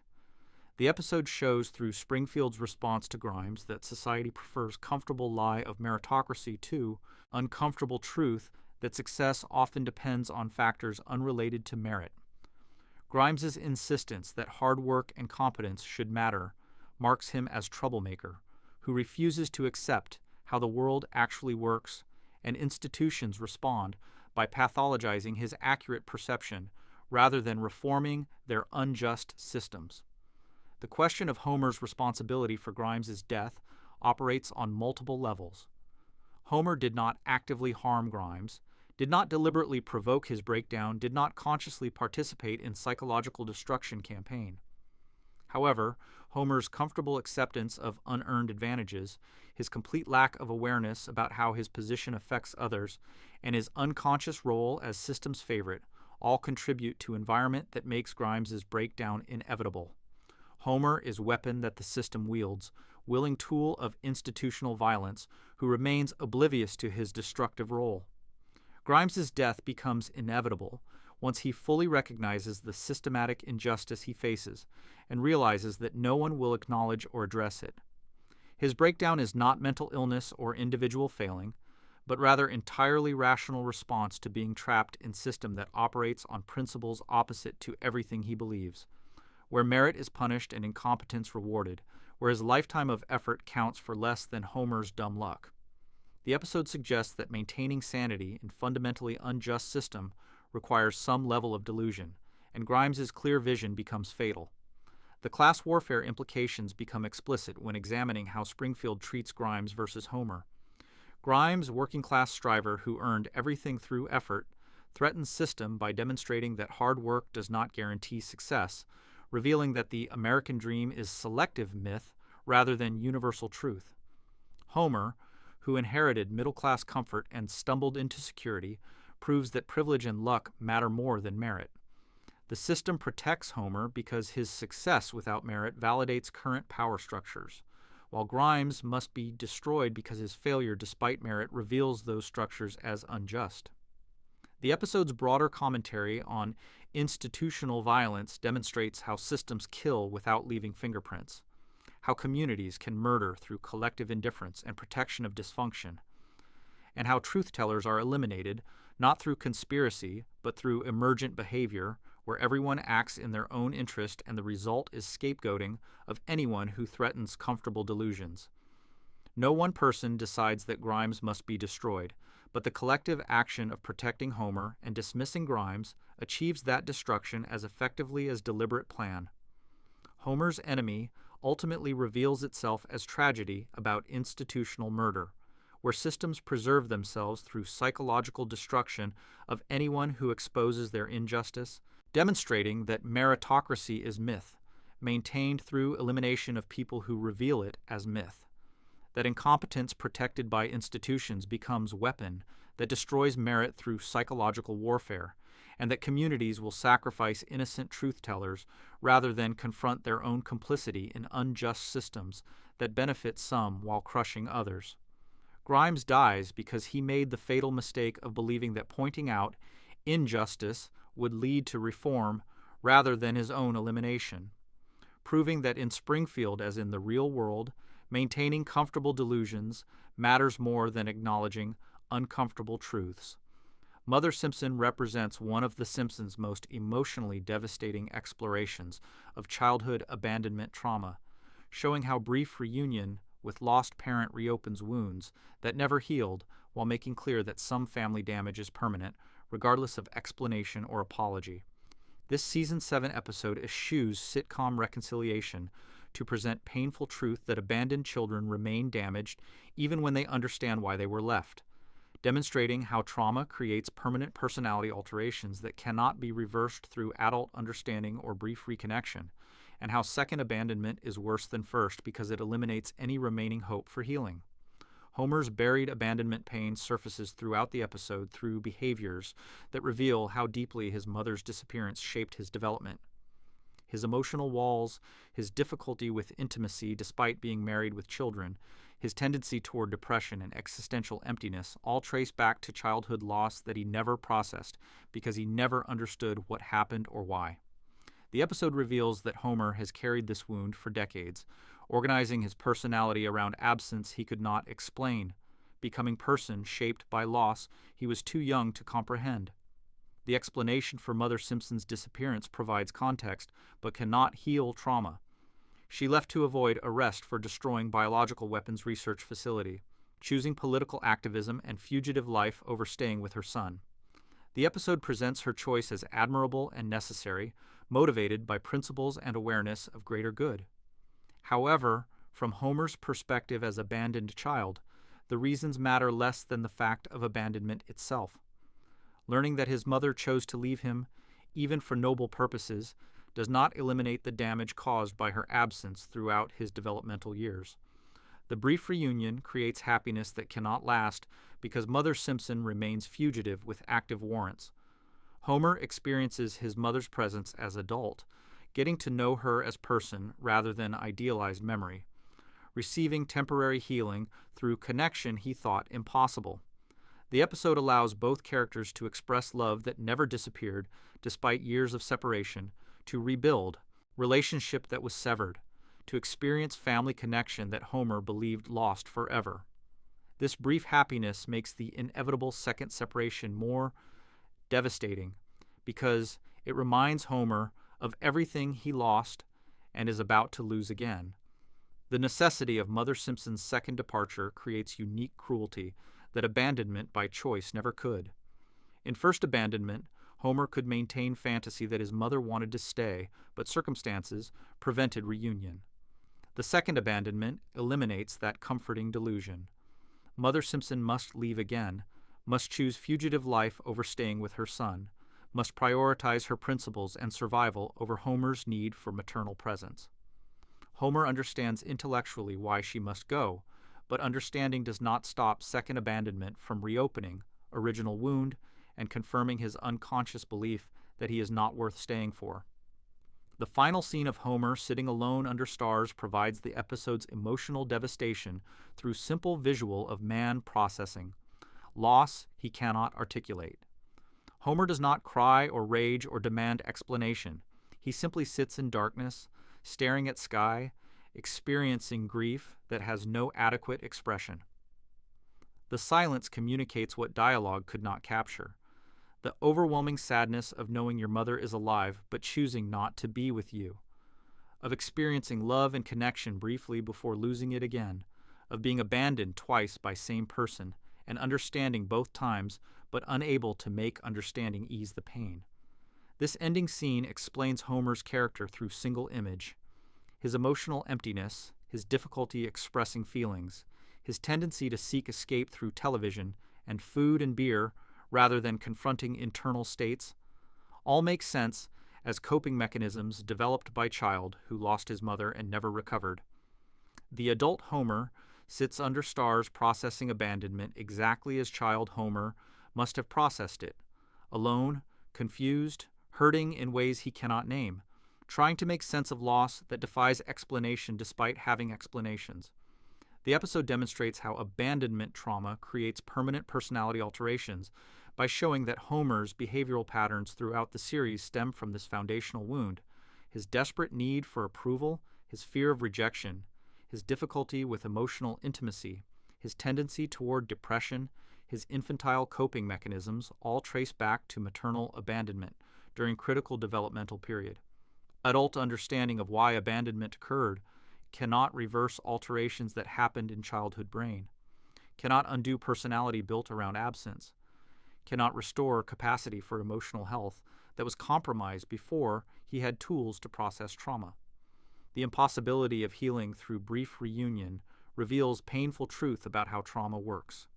Homer cannot compress decades of needed parenting into brief visit, cannot make up for missed developmental milestones through adult conversation, cannot heal childhood wound through adult understanding. The damage occurred during specific developmental period when his brain was forming patterns for attachment, trust, and emotional regulation. Missing that critical window means that parts of his psychological development are permanently affected, leaving deficits that cannot be fully remedied later in life, regardless of desire or effort. The episode's refusal to provide healing or closure distinguishes it from typical television treatment of family reunion. Most shows would present reunion as opportunity for healing, would show characters processing their pain and achieving some form of resolution. Mother Simpson presents reunion as temporary respite that ultimately causes additional pain, showing that some wounds cannot heal through connection because the damage is structural rather than emotional, built into personality rather than simply carried as memory or feeling. Mother Simpson's lasting power comes from its acknowledgement that childhood abandonment creates permanent damage that brief adult reconciliation cannot repair. That understanding why you were hurt does not stop the hurt from defining who you became. That some losses can only be grieved and never resolved, and that second abandonment by parent who has already destroyed your capacity for secure attachment represents ultimate confirmation that you were right to protect yourself through emotional walls that brief reunion cannot dismantle. The episode demonstrates that love survives abandonment, but wholeness does not, that connection remains possible, but healing is not, and that some childhood damage is permanent, regardless of how much everyone involved wishes otherwise. Before we move on, make sure to subscribe if you're enjoying this breakdown. The mid-tier explores episodes that venture into genuinely disturbing territory with complex psychological horror. Marge's gambling addiction presented clinical portrayal of compulsive behavior, destroying family bonds through genuine child neglect, showing how devoted parent transforms into stranger who abandons children to chase void, filling through mechanical repetition. Homer's enemy extended analysis reveals darker interpretation of institutional murder through psychological destruction of anyone threatening comfortable delusions, demonstrating how systems protect favored members by eliminating truth-tellers who demand accountability. Mother Simpson explored permanent childhood abandonment trauma and the impossibility of healing through brief adult reunion, showing that understanding why you were hurt does not stop hurt from defining who you became. These episodes demonstrate The Simpsons' capacity for sophisticated psychological horror that examines addiction, institutional violence, and permanent trauma with clinical accuracy, moving beyond comedy into territory that creates genuine discomfort through honest portrayal of how people destroy each other and themselves through compulsion, systemic protection of dysfunction, and choices that create irreparable damage in children's developing psychologies. Moving on to Deep Waters, Homer's triple bypass represents one of The Simpsons' most disturbing explorations of mortality, medical system failure, and how families enable death through economic desperation and denial, transforming heart disease comedy into genuine examination of American healthcare, dysfunction, and the way poverty forces impossible choices between survival and financial ruin. This season 4 episode demonstrates how fear of death creates paralysis, how medical systems abandon poor patients, and how families become accomplices to potential death when healthcare costs exceed resources, revealing that survival often depends on luck rather than justice. The initial heart attack establishes mortality as immediate rather than abstract threat. Homer experiences classic symptoms during high-stress situation, his body failing in ways that force recognition of physical vulnerability he typically ignores. The chest pain, shortness of breath, and arm numbness signal that his decades of poor health choices and genetic predisposition have created crisis. His body cannot survive without intervention. This moment transforms Homer from cartoon character who survives any injury into mortal human whose continued existence depends on medical treatment he cannot afford. The denial that follows the heart attack demonstrates psychological defense mechanism common in people confronting their own mortality. Homer attempts to dismiss symptoms as temporary discomfort, convinces himself that rest will solve the problem, actively resists acknowledging that something is seriously wrong with his heart. This denial serves dual psychological function. It protects him from confronting death anxiety that comes with recognizing serious illness, while also allowing him to avoid facing financial implications of medical treatment his family cannot afford. Dr. Hibbert's cost estimate for bypass surgery creates the impossible choice that drives the episode's horror. The surgery Homer needs to survive costs tens of thousands of dollars that the Simpson family does not have and cannot obtain through any legitimate means. Insurance will not cover the full cost, the family has no savings, and borrowing that amount exceeds any realistic repayment capacity given Homer's income. The medical system presents Homer with clear message. You need this surgery to live, but we will not provide it unless you can pay, and you cannot pay, therefore you will die. This economic death sentence reveals the cruelty of healthcare systems that treat survival as commodity rather than right. Dr. Hibbert is sympathetic but offers no solutions beyond suggesting that Homer find the money somehow. The hospital will not provide life-saving treatment to patient who cannot pay, even though that patient will die without treatment, and the hospital has capacity to provide it. The system creates situation where Homer's death becomes inevitable not because medicine cannot save him, but because economics will not allow him to access medicine that could save him. The family's response to this crisis demonstrates how poverty forces families into complicity with potential death. Marge and the children know that Homer needs the surgery, understand that Dr. Hibbert's recommendation represents medical necessity rather than optional procedure, but they also understand the financial impossibility of paying for proper care. Their desperation leads them toward solution that everyone recognizes as dangerous, but that appears to be Homer's only option for survival given their economic constraints. Dr. Nick Riviera represents the medical black market that emerges when legitimate health care becomes inaccessible to poor populations. His practice exists specifically to serve patients who cannot afford real doctors, offering cut-rate procedures performed with questionable skill and no safety protocols. Dr. Nick's advertisement promising surgery for extraordinarily low price catches the Simpson family's attention precisely because it offers what appears to be only path to Homer's survival that fits within their financial limitations. The decision to use Dr. Nick is not reckless disregard for safety, but rather desperate gamble, forced by a system that offers no better alternatives. The family's role in encouraging Homer toward the dangerous surgery reveals how economic desperation creates moral compromises. Marge knows that Dr. Nick is incompetent, understands that the surgery will be performed without proper safeguards, recognizes that Homer might die on the table or from complications. However, she also knows that Homer will definitely die without surgery, and Dr. Nick represents his only chance at survival given their financial reality. She becomes accomplice to potential death because all available choices lead to potential death and doing nothing guarantees it.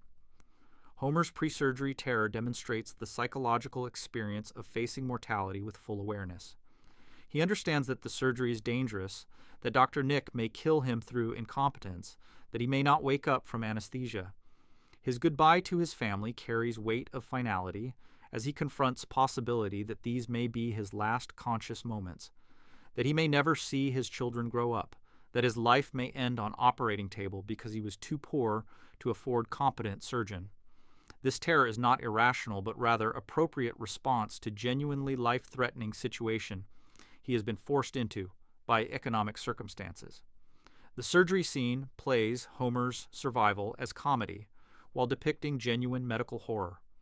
Dr. Nick's incompetence is obvious throughout procedure, his lack of knowledge apparent, his confusion about basic anatomy evident. The fact that Homer survives despite multiple errors during surgery that should kill him demonstrates that his continued existence depends entirely on luck, rather than skill or medical competence. The comedy of the scene does not diminish the reality that Homer's survival is random chance, that he easily could have died, that his poverty forced him into a situation where his life depended on random chance rather than medical expertise. The question of whether the system learns or changes receives clear negative answer. Homer survives his brush with death, but nothing about the healthcare system that nearly killed him through economic exclusion changes in response. Poor patients still cannot afford proper medical care. Dr. Nick still operates his dangerous practice, serving desperate patients with no alternatives, and families still face impossible choices between financial ruin and gambling with death. Homer's survival does not represent triumph over unjust system, but rather lucky escape that confirms how arbitrary survival is when health care access depends on wealth rather than medical need. The lasting anxiety about mortality that the episode creates cannot be fully resolved through Homer's survival. He has confronted his physical vulnerability, experienced the terror of believing he will die, recognized that his body can fail and that he has no guarantee of future. This knowledge persists after recovery, creating ongoing awareness that death is not distant abstraction, but real possibility that could return at any moment. His subsequent health crises throughout the series carry added weight for viewers who remember this episode and know that Homer's luck may not hold indefinitely. Homer's triple bypass ultimately functions as indictment of American healthcare and the way economic systems force death gambles on poor patients, demonstrating that survival often depends on luck rather than justice, that families become complicit in risking loved ones' lives when poverty makes proper care impossible, and that terror of mortality combines with terror of financial ruin to create psychological crisis where choosing to live means choosing potential bankruptcy, while choosing to avoid debt means choosing potential death. The episode reveals a healthcare system that values profit over survival and treats access to life-saving medicine as privilege rather than right, creating situations where people die not because medicine cannot save them, but because economics will not allow them to access medicine that exists and could save them if only they could afford it. Alone again, Natura Diddley represents one of the Simpsons' most brutal explorations of sudden loss and grief's psychological devastation, killing major character through absurd accident while demonstrating how trauma survivors receive inadequate support, how communities fail mourners through awkward avoidance, and how life continues with permanent hole that nothing fills. This season 11 episode transforms cartoon death into genuine examination of traumatic grief, showing how sudden loss shatters worldview and how attempted recovery often means performing wellness rather than achieving it, revealing that some losses create permanent damage that survivors must learn to function around rather than overcome. The absurdity of Maud's death serves multiple narrative functions while creating specific type of trauma. She is killed by t-shirt cannon at sporting event, an accident so random and unlikely that it defies attempts to find meaning or assign blame. This meaninglessness is crucial to understanding the episode's exploration of grief. When death results from predictable cause like illness or dangerous behavior, survivors can construct narrative that makes some sense of loss. When death results from complete randomness, from being in wrong place at wrong moment for no reason, survivors face existential horror of recognizing that safety is illusion and that anyone can die at any time for no reason at all. Ned's immediate shock and denial manifest as inability to process what has happened. He experiences the psychological dissociation common in acute trauma, where consciousness cannot integrate overwhelming reality and instead creates distance through emotional numbing and cognitive disbelief. The episode shows him going through motions of immediate aftermath, making arrangements, notifying family, appearing functional while internally experiencing complete psychological collapse that he cannot yet acknowledge because doing so would make the loss real in ways he cannot survive. The funeral demonstrates how communities fail mourners through awkwardness and avoidance of genuine engagement with death's reality. Springfield citizens express sympathy through platitudes and cliches that provide no actual comfort, offering phrases like, "She's in a better place," that minimize the reality of permanent loss and suggest that Ned should find comfort in religious beliefs rather than experiencing legitimate grief. Their discomfort with his pain leads them to rush through condolences and escape as quickly as socially acceptable, leaving Ned surrounded by people while experiencing profound isolation because no one will sit with him in his actual grief. The children's loss of their mother receives inadequate attention throughout the episode's focus on Ned's grief. Rod and Todd experience traumatic loss during developmental period when they need maternal presence for emotional regulation and security. But their father is too overwhelmed by his own grief to provide support they need. The episode shows them trying to be good and not add to their father's burden, suppressing their own needs and grief to avoid making things worse. This parentification forces children to become caregivers to grieving adult when they should be receiving care themselves, creating additional trauma layered on top of maternal loss. Ned's attempted dating functions as avoidance rather than genuine recovery. He enters dating situations far too soon after Maud's death, driven by loneliness and discomfort, with grief rather than authentic readiness for new relationship.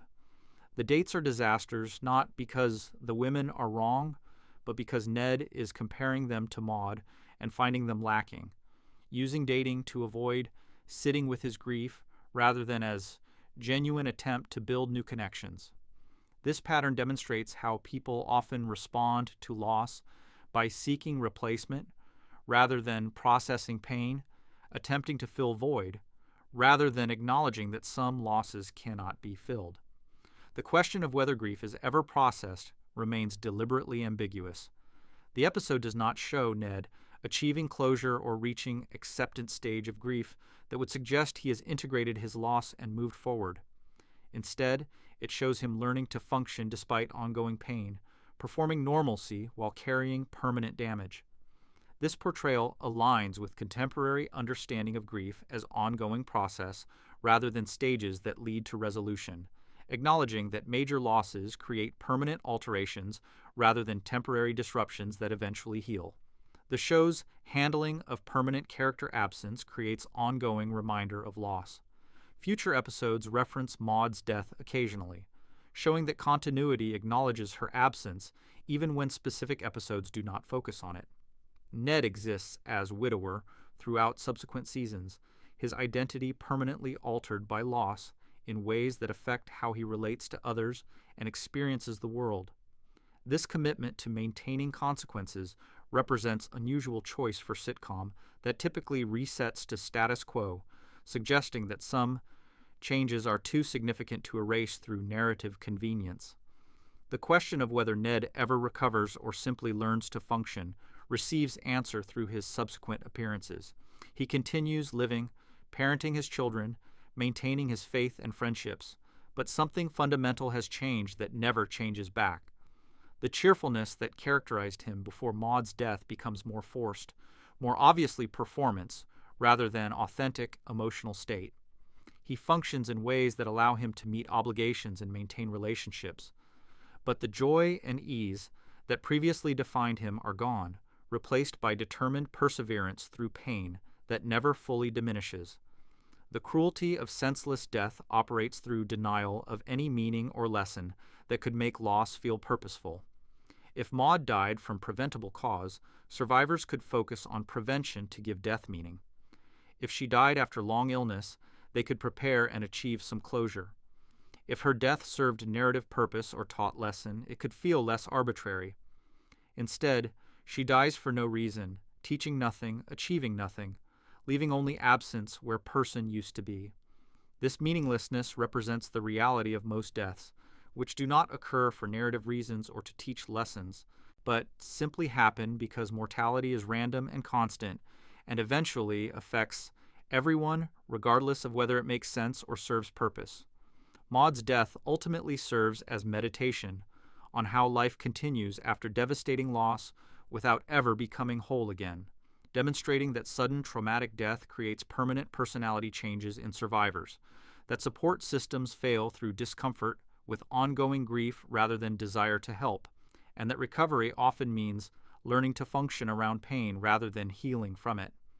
The episode refuses to provide false comfort or suggest that time heals all wounds, instead presenting grief as permanent condition that survivors must learn to carry while continuing to live, showing that love does not end with death but neither does pain, and that some losses create holes that remain forever unfilled regardless of how much life continues around them. Stark raving. Dad represents one of the Simpsons' most disturbing explorations of psychiatric institutionalization, showing how mental health systems incarcerate based on nonconformity, while Homer's commitment demonstrates the arbitrary nature of who gets labeled insane, all filtered through the surreal presence of patient who believes he's Michael Jackson. This season, 3-episode examines power of psychiatric diagnosis to strip freedom, the way institutions treat patients as prisoners rather than people seeking help, and how families enable wrongful commitment through convenience rather than necessity. While the episode's subsequent removal from streaming adds meta-commentary about cultural erasure and how association with controversial figures contaminates media. Homer's commitment to mental institutions stems from bureaucratic error rather than genuine mental health crisis. He wears pink shirt to work after Bart's prank causes laundry mishap, leading coworkers to question his mental state through homophobic assumptions about gender presentation. The workplace requires him to complete psychiatric evaluation, and Homer's honest but flippant responses to questions designed to identify mental illness result in assessment that he requires hospitalization. The arbitrary nature of this commitment demonstrates how psychiatric diagnosis depends on interpretation and social context rather than objective medical criteria, how systems can incarcerate people based on minor deviations from expected behavior. The mental institution's conditions reveal how these facilities treat patients once they are committed. The building is locked, patients cannot leave voluntarily. Staff treats inmates with mixture of paternalism and contempt, and the therapeutic environment resembles prison more than hospital. Homer discovers that being labeled mentally ill strips him of autonomy and credibility, that his protests about being committed wrongly are interpreted as symptoms rather than legitimate complaints, that the system assumes he lacks capacity to assess his mental state once doctors have decided he is insane.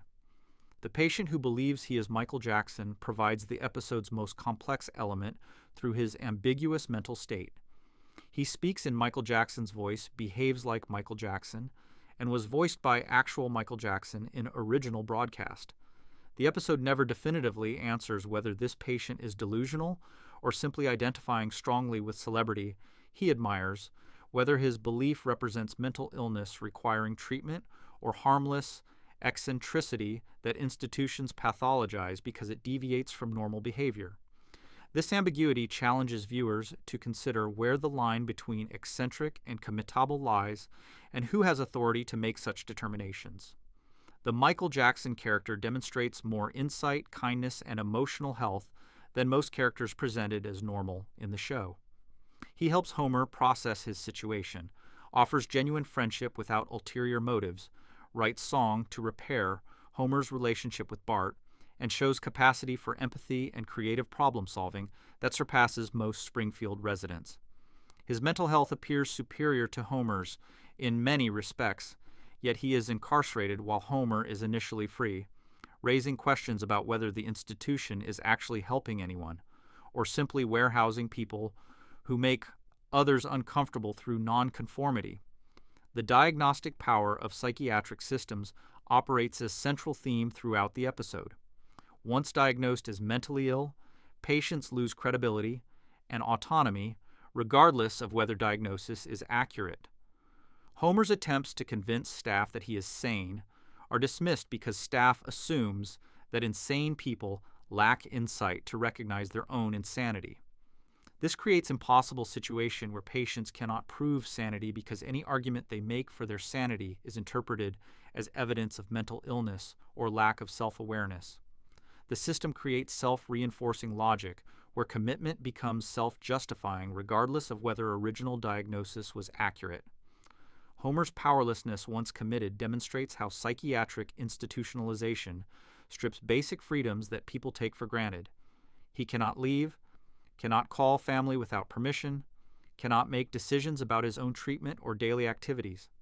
Staff members have complete authority over him, and his only path to release requires convincing them that he is sane, a burden of proof that is inherently difficult because proving absence of mental illness is philosophically and practically challenging. The power imbalance mirrors criminal justice system more than medical treatment, with patients treated as dangerous until proven safe rather than sick until proven well. The arbitrary nature of sanity diagnosis becomes evident through Homer's release. He gains freedom not through successful treatment or therapeutic breakthrough, but because hospital concludes he is not insane, that his commitment was error. This suggests that the institution cannot actually treat mental illness or determine who is genuinely ill versus who is simply different. The same evaluation tools and criteria that led to his wrongful commitment are used to determine his release, raising questions about reliability of psychiatric diagnosis when the same system that incarcerated him wrongly now certifies he is well. The episode maintains ambiguity about whether anyone actually needs to be in the institution or whether all patients are victims of system that pathologizes nonconformity. The other patients shown behave strangely by social standards, but do not appear dangerous or unable to function. Their institutionalization seems to serve primarily to remove them from public view, rather than to provide treatment that improves their well-being. This critique of psychiatric institutions aligns with anti-psychiatry, movements that question whether mental hospitals help patients or simply warehouse people who deviate from social norms. The commentary on psychiatric power extends to examining who benefits from institutionalization systems. The institution employs staff, generates revenue, and removes people who make others uncomfortable from public spaces. These functions serve institutional and social interests rather than patient well-being, suggesting that mental health systems often operate primarily to serve broader social goals of managing deviance rather than helping individuals with genuine mental health needs. The episode reveals psychiatric diagnosis as form of social control disguised as medical treatment. The episode's removal from streaming in 2019 following renewed attention to Michael Jackson's alleged sexual abuse of children adds dark meta layer to its themes about institutional power and erasure. The decision to remove content featuring Jackson's voice treats the episode as contaminated by his alleged crimes, effectively imprisoning the episode itself in response to moral panic about association with controversial figure. This removal mirrors the episode's themes about how systems eliminate people or content that becomes problematic, demonstrating institutional power to erase cultural artifacts based on shifting moral standards. The cultural erasure through streaming removal creates genuine lost media from content that was widely accessible, paralleling how psychiatric institutions erase people from society through commitment. The episode exists but is unavailable through legitimate channels, much like institutionalized patients exist but are removed from public life. The irony of using institutional power to erase episode about institutional power suggests that the patterns the episode critiques are self-perpetuating, with institutions responding to controversy through elimination rather than engagement. Stark raving. Dad ultimately functions as critique of psychiatric power and the arbitrary nature of sanity diagnosis, demonstrating that commitment depends more on conformity than actual danger, that institutions often imprison rather than heal, and that systems of control operate through pathologizing deviance and eliminating anyone who challenges comfortable norms. The episode's subsequent removal adds layer about how cultural products become contaminated by association and how institutions respond to controversy through erasure rather than contextualization, creating situation where content about institutional overreach is itself subject to institutional censorship, proving through meta-example the very critique the episode originally made about power systems that preserve themselves through elimination of anything that threatens their authority or makes people uncomfortable. Before we move on, make sure to subscribe if you're enjoying this breakdown. The Deep Waters level uncovers genuinely disturbing content through examination of mortality, traumatic loss, and institutional failure. Homer's triple bypass explored death terror and medical system failure, forcing impossible choices between survival and financial ruin, demonstrating how poverty creates situations where people gamble with death because proper medical care is economically inaccessible.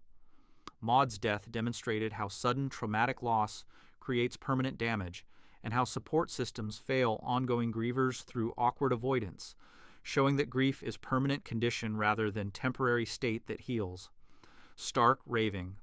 Dad examined psychiatric institutionalization power and the arbitrary nature of sanity diagnosis before. Episode's removal added meta-commentary on cultural erasure and how institutional power eliminates content that becomes controversial through association. These episodes represent The Simpsons' willingness to explore mortality, permanent trauma, and institutional violence with unusual honesty for sitcom television, creating content that moves beyond uncomfortable into genuinely disturbing territory through clinical accuracy and refusal to provide false comfort or resolution, demonstrating how death, grief, and institutional power create lasting damage that survivors must carry rather than overcome.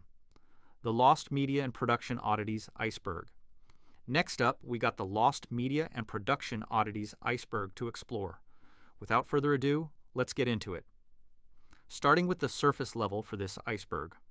The 138th episode, Spectacular, represents one of The Simpsons' most unusual experiments in meta television, creating fake behind-the-scenes content and deleted scenes that blur the line between documentary and fiction while examining the show's own production mythology. This season, 7-episode demonstrates how the show comments on itself while creating false history that fans must decode, using Troy McClure as unreliable narrator who presents mixture of genuine production information and complete fabrications, forcing viewers to question what they know about the show's creation and whether any behind-the-scenes information can be trusted when filtered through entertainment format. The episode's structure as clip show, hosted by Troy McClure, immediately establishes its meta-fictional nature. Troy McClure exists within the Simpsons universe as washed-up actor who hosts educational videos and infomercials, making him perfect vehicle for presenting supposedly factual content with inherent unreliability built in. His hosting of behind-the-scenes special positions the episode as both legitimate retrospective and potential parody, creating uncertainty about which elements are real production history versus invented content designed to entertain or mislead. The fake deleted scenes and alternate takes present scenarios that never existed while appearing in format indistinguishable from actual animation, creating confusion about what was genuinely produced versus what was created specifically for this episode.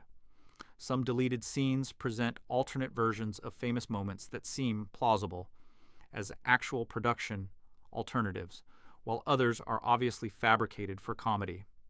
This mixture of believable and absurd false history forces viewers to question all behind-the-scenes claims, demonstrating how difficult it is to verify production history when show itself is willing to create false documentation. The mixing of real production information with fabrication serves multiple purposes. It allows the show to provide genuine insights about animation process, voice acting, and production challenges while simultaneously demonstrating that audiences should not blindly trust behind-the-scenes content even when it appears authoritative. Troy McClure presents facts about animation techniques alongside completely invented stories about script development, teaching viewers to approach all production information with skepticism, because distinguishing truth from fiction requires external verification that most viewers lack access to. The meta-commentary on clip show format operates throughout the episode's examination of its own existence. Clip shows traditionally exist to save production costs by reusing existing footage while providing minimal new content, and the 138th episode Spectacular acknowledges this cynical purpose while attempting to justify its existence through fake revelations and false behind-the-scenes access. The episode satirizes its own format while participating in it, creating recursive commentary where the show criticizes itself for the exact thing it is doing. The alternate takes of famous scenes raise questions about creative process and whether the versions viewers know represent inevitable outcomes or arbitrary choices. When an episode presents alternate line readings or different animation for iconic moments, it suggests that the canonical versions are not natural or inevitable, but rather selected from multiple possibilities. This challenges notion of creator, intent, and singular vision, suggesting that shows are assemblages of choices that could have gone differently at numerous decision points. The deliberate unreliability of Troy McClure as narrator prevents any claims made in the episode from being accepted as definitive truth. His history of hosting questionable content, his obvious lack of genuine connection to the show's production, and his tendency toward exaggeration and falsehood all signal that viewers should not trust his presentation. However, some information he presents is actually true, creating a situation where audiences must verify claims independently rather than accepting or rejecting everything he says categorically. The DVD commentaries for this episode add additional layer of meta-fiction by revealing which elements were real versus fabricated, but these commentaries themselves exist within production that controls all information about itself. The writers and producers explaining what was true behind the scenes versus what was invented for the episode are the same people who created both the episode and the commentary, meaning that even the supposedly authoritative explanation of what was real is controlled by the show itself and potentially part of elaborate multi-layered deception. Fan reception and confusion demonstrates the episode's success in blurring documentary and fiction. Viewers have debated for decades which deleted scenes were actually produced versus created for the special, which production details were true versus invented, and whether any information presented can be trusted. This ongoing uncertainty serves the episode's apparent goal of making audiences question the nature of behind-the-scenes content and recognize that shows control their own mythology in ways that make objective truth about production difficult to establish. The episode's significance comes from its deliberate blurring of reality and fiction in production context, demonstrating how shows create their own mythology through controlled release of behind-the-scenes information that may or may not be accurate. The 138th episode Spectacular teaches viewers to approach all production history with skepticism, to recognize that entertainment about entertainment is still entertainment rather than documentary, and that shows have interest in creating compelling narratives about their own creation that may override commitment to factual accuracy.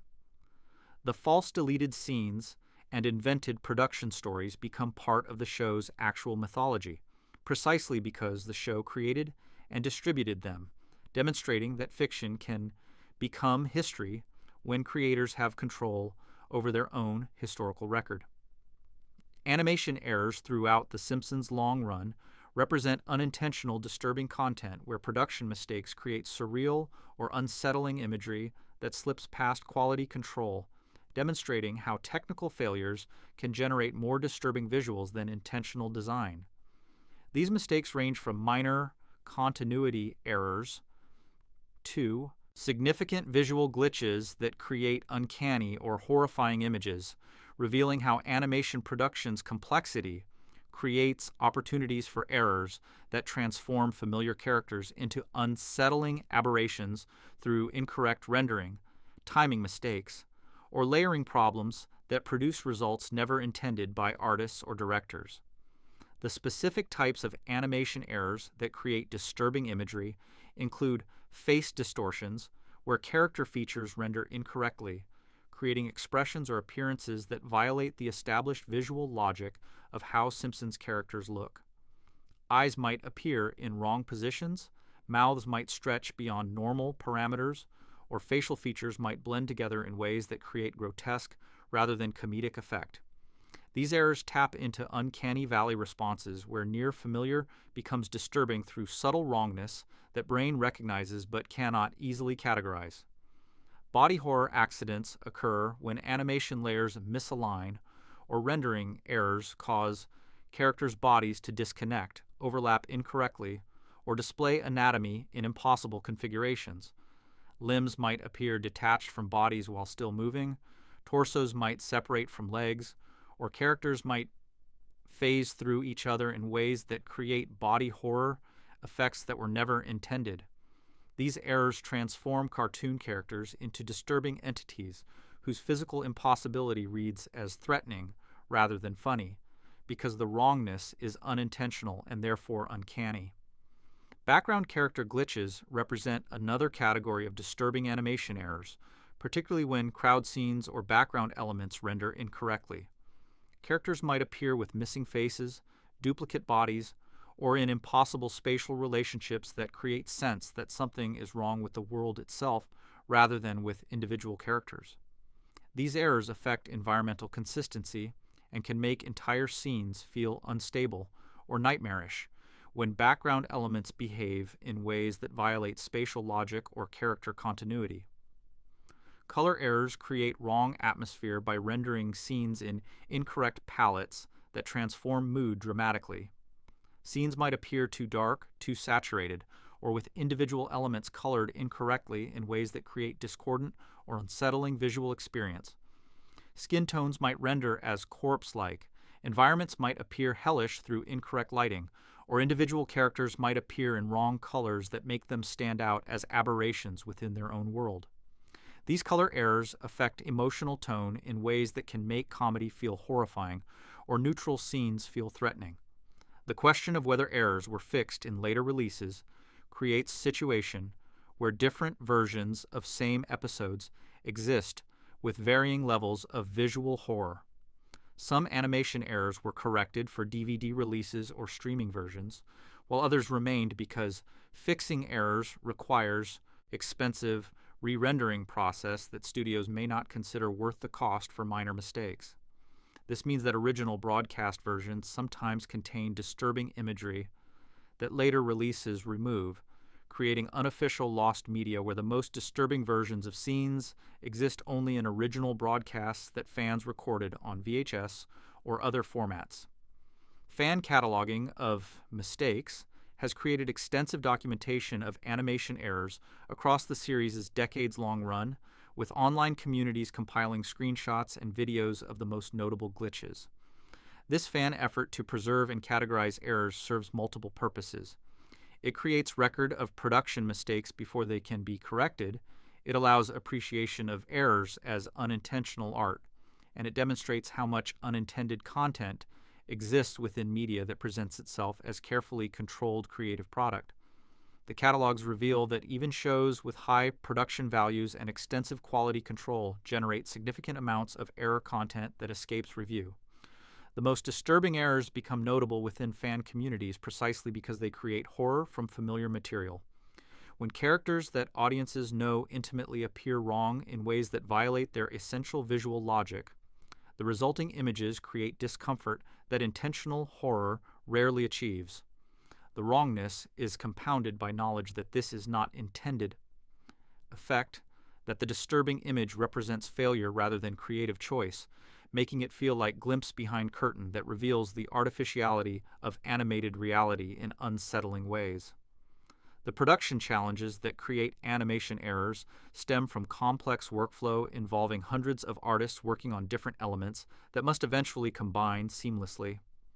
Timing errors, layer misalignments, rendering glitches, and communication failures between different production teams all create opportunities for errors to occur. The miracle is not that errors exist, but that shows maintain visual consistency as well as they do given complexity of producing thousands of frames of animation under deadline pressure with numerous people contributing to each scene. These errors demonstrate how production mistakes can create more unsettling content than intentional design through their violation of expected visual logic and their revelation of the constructed nature of animated reality. Animation errors show the mechanism behind the illusion in ways that can be disturbing because they break suspension of disbelief not through poor quality that allows conscious recognition of artifice, but through mistakes that create impossible or horrifying images that the brain cannot easily process or dismiss. The unintentional nature of these disturbing images makes them more unsettling than deliberate horror, because they represent moments where the careful control that maintains animated reality fails, and something wrong emerges from technical failure rather than creative intent. Several Simpsons episodes have been pulled from broadcast rotation or streaming platforms due to content concerns that emerged during contemporary review, creating accidental lost media and demonstrating how cultural standards evolve to render previously acceptable content problematic. These removals occur for various reasons, including offensive content, controversial figures, and material that violates current platform standards, revealing how media that was produced and distributed widely can become effectively lost when institutions decide to restrict access based on changing cultural values or sensitivity concerns that were not apparent at time of original creation and broadcast. Stark raving. Dad represents most high-profile removal, pulled from circulation in 2019 following renewed attention to Michael Jackson's alleged sexual abuse of children through the documentary Leaving Neverland. The episode featured Jackson's voice and was created with his enthusiastic participation, but subsequent allegations contaminated the content through association, leading decision-makers to remove it from official distribution channels. This removal demonstrates how media can become tainted by creator involvement when that creator becomes controversial figure, treating content as morally compromised simply through association, regardless of whether content itself contains problematic material.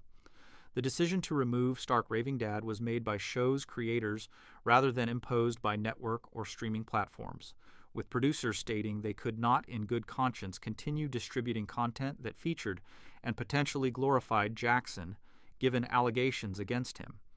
This self-censorship demonstrates how creators sometimes make decisions to restrict their own work based on ethical concerns about association with controversial figures, prioritizing moral stance over creative legacy or commercial interests that would favor keeping popular episode available.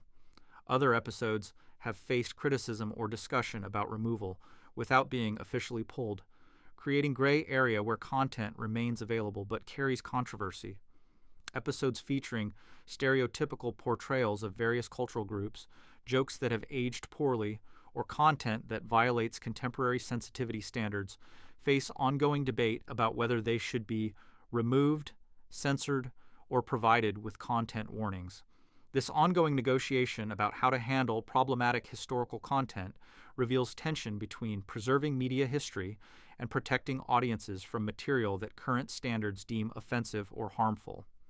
International bans create situations where episodes are available in some regions, but not others based on local censorship standards and cultural sensitivities.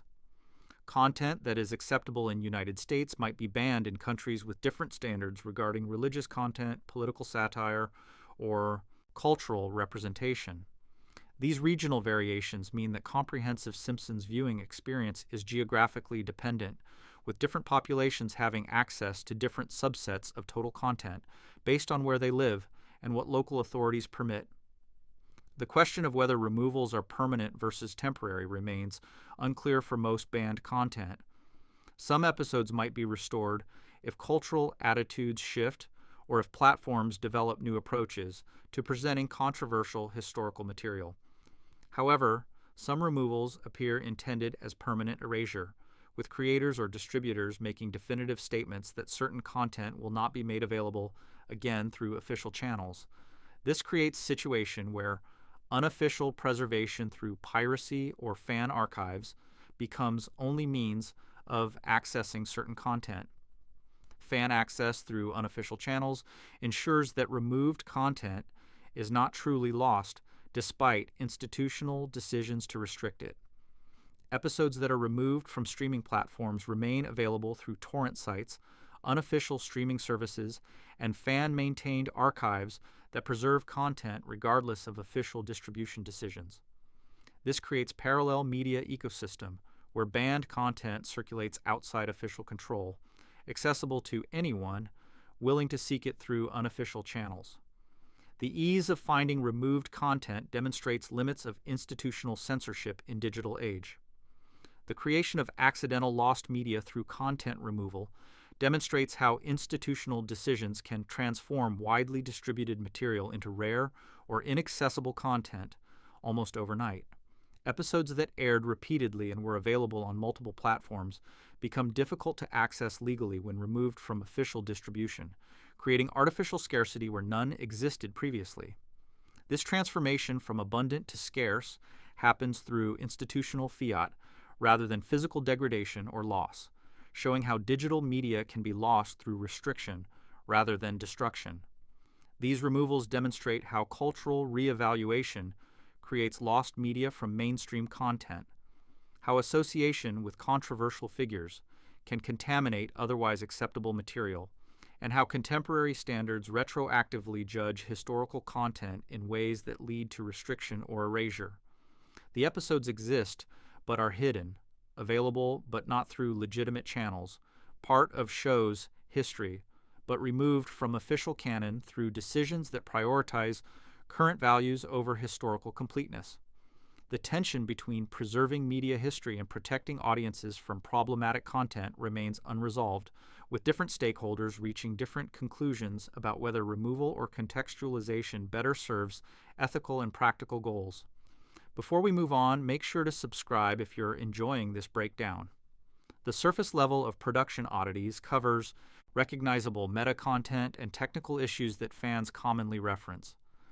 The 138th episode's spectacular blurred reality and fiction through fake behind-the-scenes content and Troy McClure's unreliable narration, teaching viewers to question production mythology.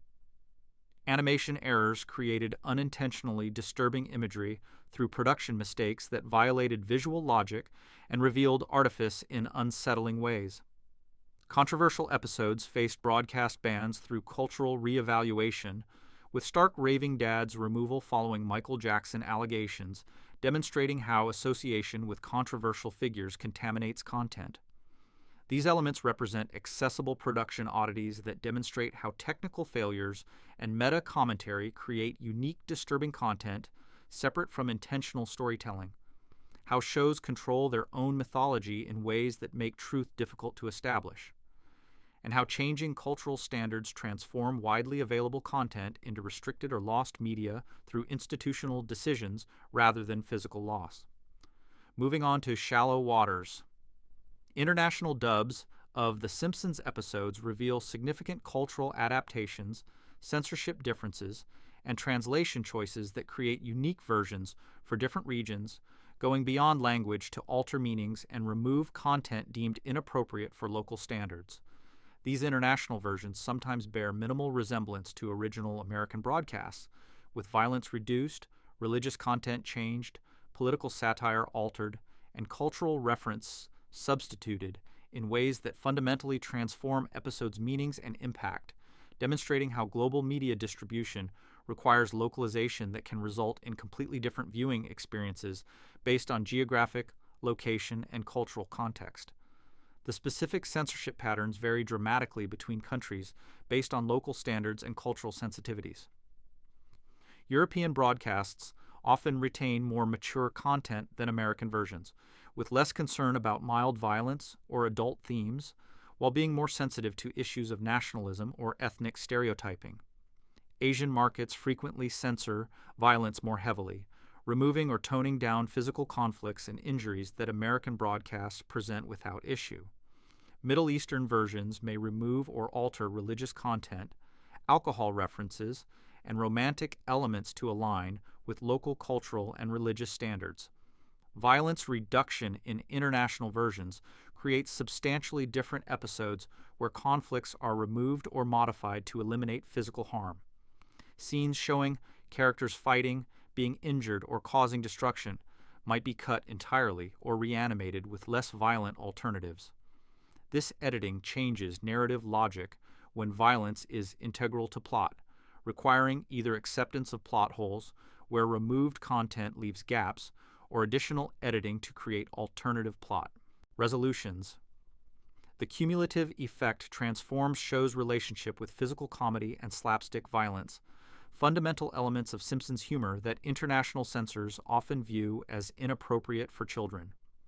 Religious content changes demonstrate how cultural context affects permissible satire and representation. The show's frequent jokes about Christianity, occasional reference to other religions, and general irreverence toward religious institutions require modification in markets where blasphemy laws exist or where cultural norms prohibit religious satire. Episodes might have religious elements removed entirely, jokes altered to avoid offense, or entire plots changed when original narrative centers on religious themes. These modifications fundamentally alter one of the show's major satirical targets, removing critique that American broadcasts present as standard comedy. Political satire alterations reveal how different governments and cultures respond to commentary on authority figures and governmental systems. Content that mocks American political figures or institutions travels to other countries relatively intact. But satire, directed at international politics or local governments, often faces censorship. Episodes must be edited to remove content that host countries consider inappropriate criticism of their systems, leaders, or cultural practices. This selective censorship demonstrates how satire travels differently than other content, with jokes acceptable in one cultural context becoming prohibited in another based on who is being satirized. Cultural reference substitutions attempt to maintain comedy while making jokes comprehensible to audiences unfamiliar with American culture. When episodes reference American celebrities, historical events, or cultural phenomena that international audiences would not recognize, translators sometimes substitute local equivalents. However, these substitutions can fail when the specific character of original reference matters to the joke, creating situations where localized versions maintain formal structure of comedy while losing actual humor because the replacement reference does not carry same associations or cultural weight. The question of how censorship changes episode meanings operates at multiple levels. Surface-level changes might remove specific jokes or images without affecting overall narrative, but accumulated censorship across entire episode can transform tone, message, and viewing experience substantially. Episodes that critique consumerism, violence, or social dysfunction may lose their satirical edge when the elements being critiqued are removed or softened. The show's willingness to present flawed characters engaging in problematic behavior is fundamental to its comedy and social commentary. But censorship that removes the problematic behavior while leaving characters and plots nominally intact creates versions that cannot achieve original effects. The extent of modification ranges from minor edits to complete reimagining of episodes. Some international versions remove only the most objectionable moments while maintaining most content, while others edit so extensively that plot, character behavior, and episode meaning change substantially. In extreme cases, episodes are banned entirely in certain markets when content is deemed completely unacceptable for local audiences. This range demonstrates that there is no single international version of The Simpsons, but rather dozens of variations that reflect different cultural standards and censorship regimes. Side-by-side comparisons of American and heavily censored international versions reveal startling differences that demonstrate how much content can be lost while maintaining surface appearance of same show. Character motivations change when violent or inappropriate actions are removed. Plots become confusing when key scenes are cut, and comedy falls flat when jokes require context that censorship has eliminated. These comparisons show that international audiences may be watching show with same title and characters but substantially different content, meaning that global Simpsons fandom discusses and remembers different versions of same episodes based on which broadcast version they experienced. International censorship demonstrates how cultural values dramatically alter content and create divergent versions of nominally same media product, how global distribution requires localization that can fundamentally transform meaning and impact, and how audiences in different regions experience different shows despite watching programs with same titles and characters. The heavily censored international versions represent alternate Simpsons universe where the show's edge is dulled, its satire softened, and its willingness to present problematic content and characters replaced with safer, more palatable versions that maintain surface appearance while losing substance that makes original American broadcasts culturally significant and comedically effective. The Who Shot Mr. Burns two-part mystery represents one of The Simpsons' most sophisticated experiments in audience manipulation, creating manufactured suspense through summer hiatus that generated unprecedented speculation and demonstrating how strategic release timing creates cultural phenomena. This season finale and premiere bridged summer 1995 with deliberate mystery designed to generate months of fan theorizing, demonstrating how television can create cultural events through narrative withholding and how audience engagement intensifies when resolution is delayed, transforming passive viewers into active participants who invest creative energy in solving mystery before official resolution reveals answers. The construction of the mystery demonstrates careful planning to create solvable yet challenging puzzle. The episode plants deliberate clues throughout Part 1 that point toward solution, while also including red herrings, designed to mislead viewers into suspecting wrong characters. This balance between fair play and misdirection allows engaged viewers to solve mystery through careful analysis while preventing solution from being obvious to casual viewers. The clues range from subtle visual details to character motivations established throughout preceding season, rewarding longtime fans who remember continuity details while providing enough information within the episode itself for new viewers to participate in speculation. The deliberate clues and red herrings create multiple plausible theories about who shot Burns, with different characters having apparent motives and opportunities. The episode constructs scenario where numerous Springfield residents have reasons to want Burns dead, spreading suspicion across wide cast and ensuring that no single suspect is overwhelmingly obvious. This democratic distribution of suspicion allows different viewers to champion different theories based on which clues they found most compelling, creating diversity of speculation that enriches collective conversation about mystery. The summer hiatus between Part 1 and Part 2 served crucial function in building cultural phenomenon around the mystery. Months of delay between question and answer gave audiences extended period to discuss, theorize, and debate about solution. This manufactured suspense demonstrated how strategic release scheduling can enhance audience investment, with the gap between episodes creating space for fan activity that would not exist if episodes aired consecutively. The hiatus transformed what might have been minor plot point into cultural event that dominated Simpsons fan discussion for entire summer. The speculation and theories generated during hiatus demonstrated unprecedented fan engagement for animated sitcom. Viewers analyzed episodes frame by frame looking for clues, created elaborate theories about various suspects' motives and opportunities, and debated solutions on early internet forums and in print media. This active participation transformed audience from passive consumers into amateur detectives invested in solving mystery before resolution aired. The creative energy fans devoted to speculation represented success in manufacture suspense strategy that made viewers care intensely about question that was ultimately trivial within show's continuity. The contest tie-in added additional commercial element to mystery by offering prize for correctly identifying shooter. This incentive encouraged viewers to pay close attention and submit answers, converting entertainment into interactive game with tangible stakes beyond simple narrative satisfaction.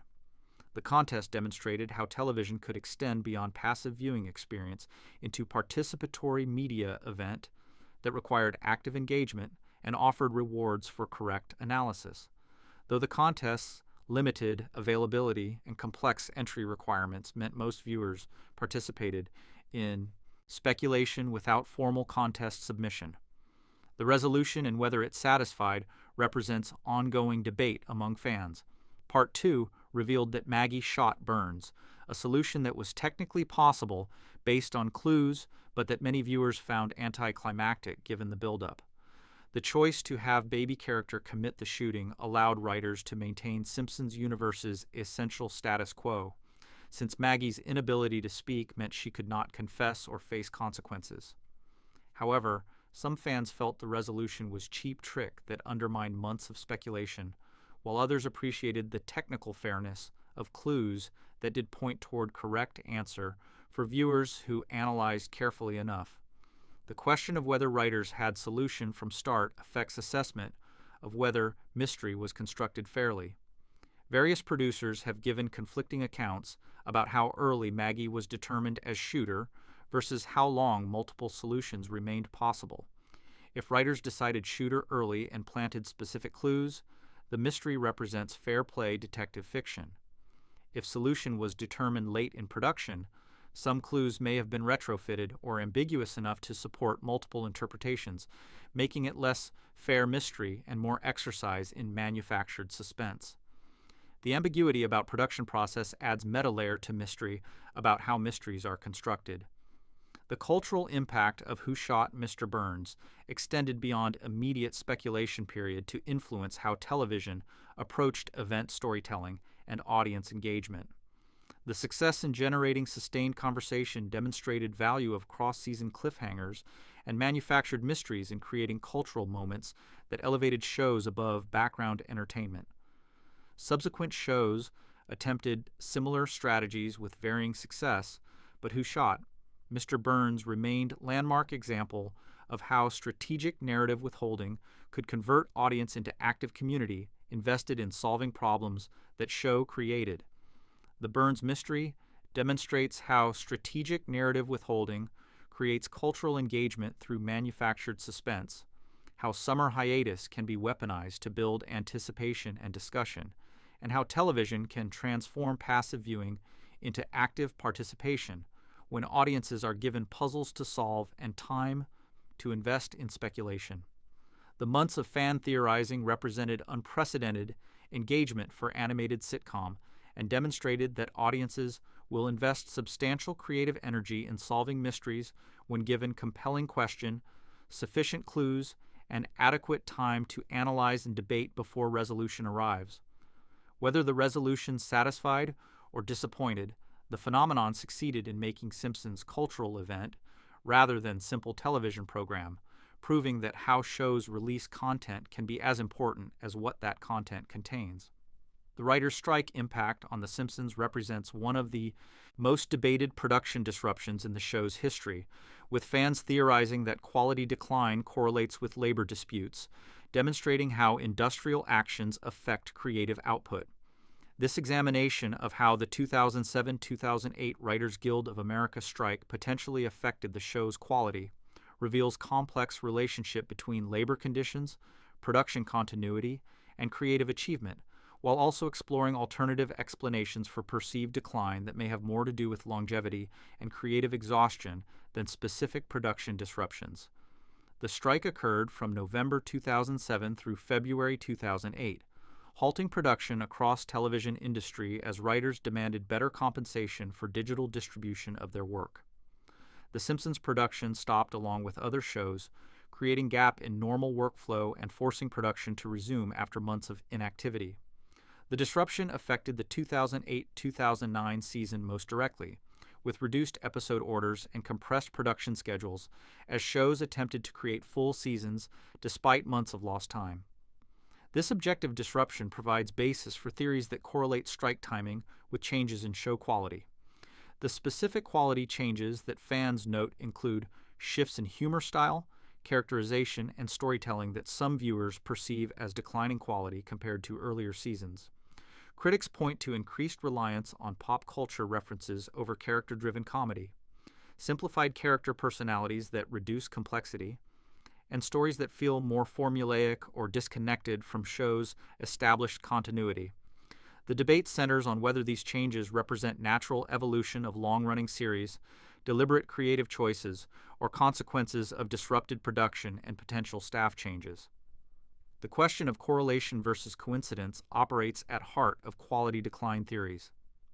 The strike occurred during a period when many fans were already perceiving quality decline, with common wisdom placing show's peak in seasons 3 to 8 and noting gradual degradation thereafter. The strike happened in season 19, well after many fans believed quality began declining, raising questions about whether strike caused new problems or simply occurred during ongoing decline that had different causes. Establishing causation requires demonstrating that specific changes in show can be traced to strike's effects rather than to other factors operating simultaneously. Staff turnover during the strike period and surrounding years provides potential mechanism for quality changes. Some writers left during or after the strike, either due to frustration with production disruptions or for unrelated reasons, and new writers joined staff to replace them. Changes in writing staff affect show's voice and sensibility, particularly for series as long-running as Simpsons, where certain writers had been developing characters and humor for decades. The loss of institutional knowledge and specific writer voices could affect quality, regardless of strike's direct impact on production. Alternative quality decline explanations compete with strike theories. The simple exhaustion of premises after hundreds of episodes makes maintaining freshness increasingly difficult regardless of production conditions. Writers may run out of new character combinations, story ideas, or jokes after exploring possibilities for nearly 2 decades. This natural creative exhaustion would cause decline even without external disruptions, making it difficult to isolate strike's impact from general difficulty of maintaining quality across multi-decade run. Fan and critical reception timeline shows gradual decline in ratings and critical consensus over many seasons rather than sharp drop correlating exactly with strike. This gradual decline pattern suggests that long-term factors matter more than single disruption, though strike could have accelerated existing trends or made recovery from decline more difficult. The perception of quality change is also subjective, with different viewers identifying different seasons as representing decline based on their personal preferences for particular eras of show's humor and storytelling. Staff interviews about strike impact provide limited direct evidence. Writers and producers generally avoid blaming specific production problems on strike, either out of solidarity with labor movement or because they do not want to suggest that union action damages creative work. Official explanations for inequality changes tend to focus on creative, evolution, and intentional adaptation rather than production problems or staff disruptions, making it difficult to establish whether strike actually affected show's quality or whether this remains fan theory without support from creators themselves.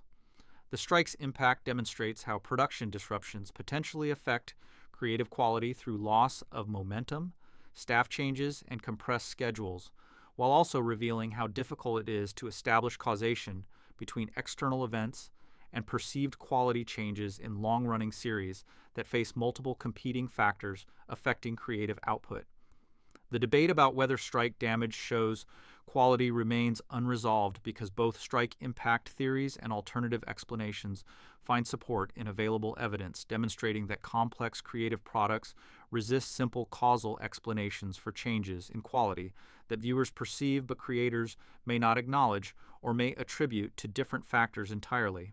The shallow waters of production, Oddities explore international variations and broadcast strategies that alter content and create unique viewing experiences. International censorship creates dramatically different versions through cultural adaptation and local standards that remove or change content, resulting in broadcasts that sometimes bear minimal resemblance to American originals. The Burns mystery manufactured summer-long suspense through strategic release timing and deliberate clues that generated unprecedented speculation and fan engagement. Writers' strike potentially affected show quality through production disruption and staff changes, though establishing causation proves difficult when natural creative exhaustion also contributes to perceived decline. These oddities demonstrate how production context, release strategy, and cultural adaptation create unique versions and viewing experiences separate from creative intent. How strategic narrative withholding can transform audiences into active participants invested in solving manufactured mysteries, and how labor disputes interact with creative quality in ways that resist simple causation, but potentially affect output through multiple mechanisms, including lost momentum and staff changes. Moving on to mid-tier, couch gag evolution represents one of The Simpsons' most experimental spaces where creative constraints loosen and darkness emerges, transforming brief animated sequences into surrealist horror that explores mortality, family destruction, and existential themes through increasingly disturbing imagery. These opening gags evolved from simple sight jokes into art projects where guest animators and show's own creators push boundaries that main episodes cannot cross, creating content that ranges from unsettling to genuinely horrifying, while existing in ambiguous canonical space that allows darkness without requiring consequences, demonstrating how constrained formats can become zones of experimentation precisely because their brevity and isolation from main narrative permit creative risks.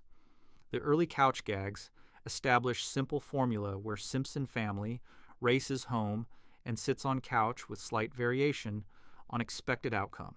The couch might break, the family might arrive in an unusual way, or the living room might be transformed, but the variations remained lighthearted and focused on physical comedy. These early gags demonstrated formula's potential for creative expression within tight constraints, establishing pattern that later gags would subvert and expand. The guest animator invasions marked major shift in couch gag evolution, with show inviting experimental animators to create opening sequences in radically different styles. Banksy's famous gag depicted brutal working conditions in animation sweatshop producing Simpsons merchandise, using gag space to make political commentary about labor exploitation in the animation industry. Don Hertzfeldt's gag transformed family into distorted stick figures, experiencing existential breakdown across thousands of years, creating genuinely disturbing sequence that abandoned comedy for horror and philosophical despair. The darkest couch gags feature family deaths, horror imagery, and scenarios that cannot exist within main show's continuity. Gags show family being crushed, exploded, consumed, or otherwise destroyed in ways that would be traumatic if they occurred in actual episodes. The brevity and isolated nature of couch gag format allows this violence without consequences, because the sequence exists outside narrative continuity, resetting completely before episode proper begins.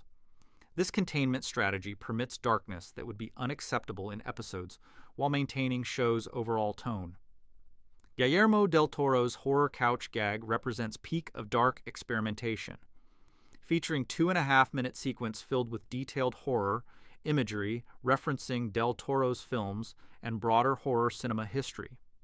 The gag transforms Springfield into nightmare landscape populated by monsters, demons, and horrifying versions of familiar characters. The sequence includes level of graphic detail and sustained horror atmosphere that far exceeds anything in main episodes, demonstrating how couch gag format permits content that would never be approved for actual story. The Don Hertzfeldt existential nightmare remains most disturbing couch gag through its exploration of cosmic horror and meaninglessness. The sequence starts with family arriving at couch, but progressively distorts their forms and extends timeline, showing them degrading across thousands of years while existence loses meaning and coherence. The family becomes abstract stick figures, their voices distort into incomprehensible sounds, and the sequence ends in heat death of universe where nothing remains. This gag abandons comedy entirely for philosophical horror about entropy, meaninglessness, and inevitable destruction of everything. The question of whether gags are canon affects interpretation of their content. The show treats couch gags as non-canonical, existing in separate space where consequences do not persist beyond the sequence itself. This canonical isolation frees creators to show family dying, suffering, or experiencing scenarios that would fundamentally alter show if they occurred within regular episodes. However, the gags still affect viewing experience and contribute to show's overall atmosphere, even if they do not advance continuing storylines. The artistic freedom in couch gag format stems from multiple factors, including brevity that allows experimentation without committing to extended execution of risky ideas, isolation from narrative that prevents controversial content from affecting main show, and tradition of variation that makes audiences expect unexpected, rather than demanding consistency. This combination creates perfect space for pushing boundaries, allowing creators and guest artists to explore darker or more experimental territory than episodes permit. The impact of dark couch gags on show's overall tone operates subtly through gradual accumulation of disturbing imagery that exists alongside family comedy. Viewers experience horror, death, and existential dread in couch gags immediately before episodes that return to standard sitcom fare, creating tonal whiplash that suggests underlying darkness even when episodes maintain lightness. The juxtaposition trains audiences to accept that Simpsons' universe contains possibility for genuine horror even when individual episodes do not explore that possibility. The most controversial gags generate discussion about whether show goes too far in pursuing experimental or dark content in opening sequences. Some viewers appreciate boundary pushing as artistic expression that distinguishes Simpsons from more conservative shows, while others feel that disturbing couch gags are inappropriate for show that markets itself as family entertainment. This debate about appropriateness demonstrates tension between artistic ambition and audience expectations, with couch gags serving as testing ground where show can gauge reactions to darker content without committing to it in episodes. Couch gag evolution demonstrates how constrained spaces become experimental zones where darkness emerges through loosened creative restrictions, how brevity and canonical isolation permit content that main episodes cannot accommodate, and how guest collaborations bring outside perspectives that push shows' boundaries beyond what internal creative team might attempt. The progression from simple sight gags to genuine horror sequences reflects show's willingness to use every available space for creative expression, and its interest in maintaining element of unpredictability that prevents audiences from becoming too comfortable with established formulas and expectations. Voice actor disputes throughout The Simpsons' history represent significant production crises where behind-the-scenes conflict created jarring character changes, absences, or replacements that affected show continuity, and demonstrated how labor issues directly impact audience experience. These disputes range from salary negotiations that threatened shows' existence to controversies about character representation that led to recasting decisions, revealing how the human element of voice performance creates dependencies that can disrupt production when conflicts arise between performers and production company, network, or show creators. The major voice actor disputes include multiple rounds of salary negotiations where principal cast members collectively bargained for increased compensation, proportional to show's profitability, and cultural importance. These negotiations sometimes reached impasse, where production was uncertain whether cast would continue, creating existential threat to show that depended entirely on specific voice performances. The actors' leverage came from being irreplaceable, despite show's format theoretically allowing recast, as audiences identify characters with specific voice performances strongly enough that recasting would fundamentally alter viewing experience. The characters temporarily absent or reduced during disputes show how production works around missing performers. When contract negotiations stall, writers reduce affected characters' screen time or create episodes that focus on characters whose actors are not involved in dispute. This workaround allows production to continue but affects show's balance, as episodes cannot include full ensemble when some performers are unavailable.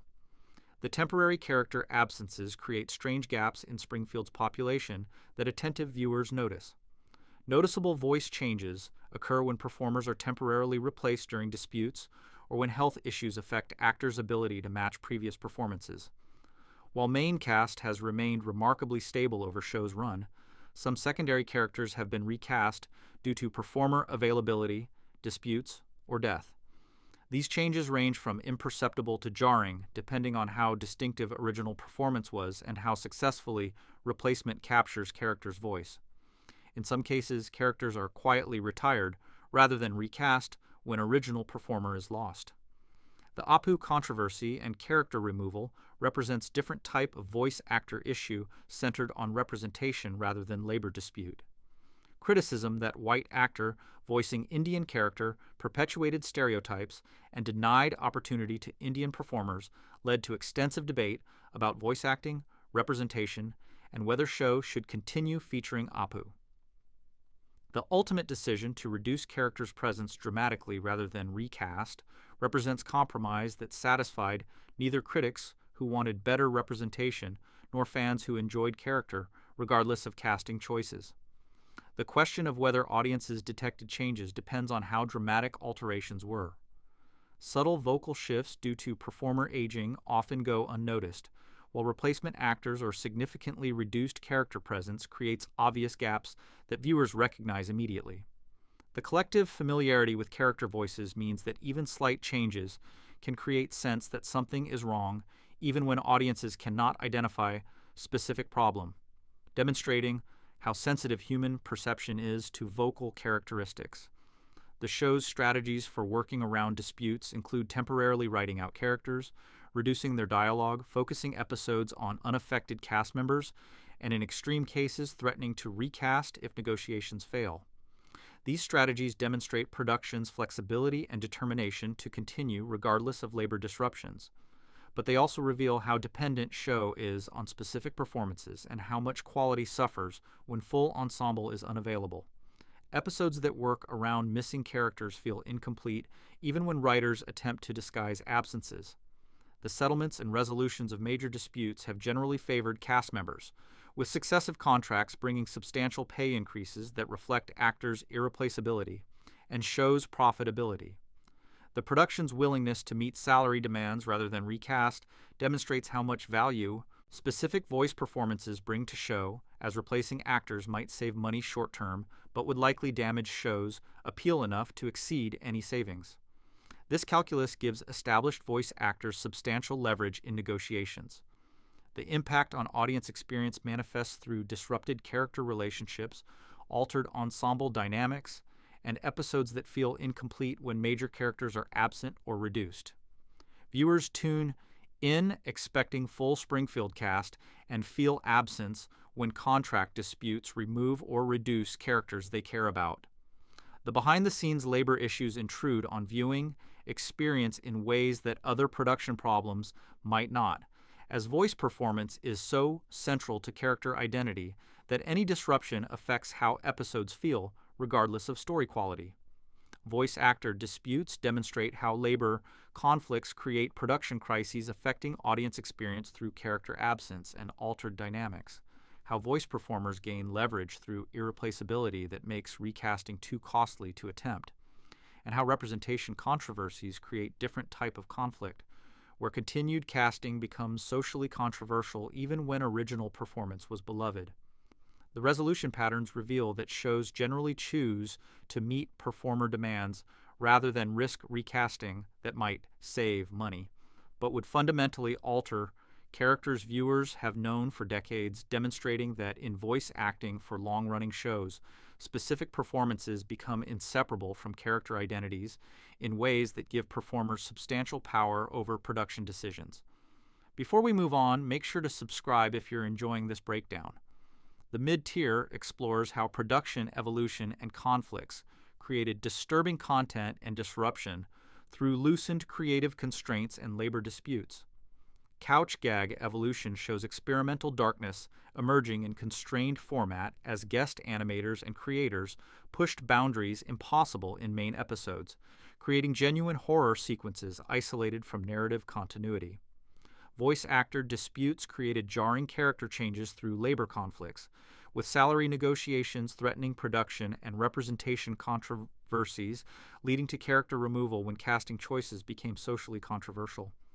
These oddities demonstrate how production challenges and creative experimentation generate disturbing content through institutional friction and artistic boundary pushing, how labor issues directly impact audience experience through character absence and altered dynamics, and how constrained experimental spaces like couch gags become zones where darkness emerges precisely because creative risks are contained and consequences isolated from main narrative continuity. Moving on to Deep Waters, lost and unfinished Simpsons episodes represent production mysteries where creative decisions, controversies, or practical challenges led to abandoned content, creating genuine lost media, and demonstrating how projects fail even within successful productions.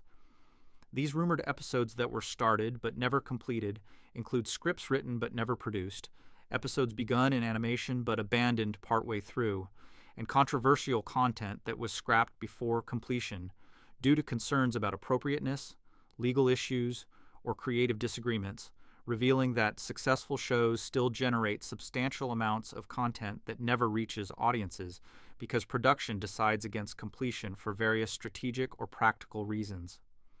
The rumored lost episodes exist primarily in fan speculation and occasional hints from production staff about projects that were developed but not finished.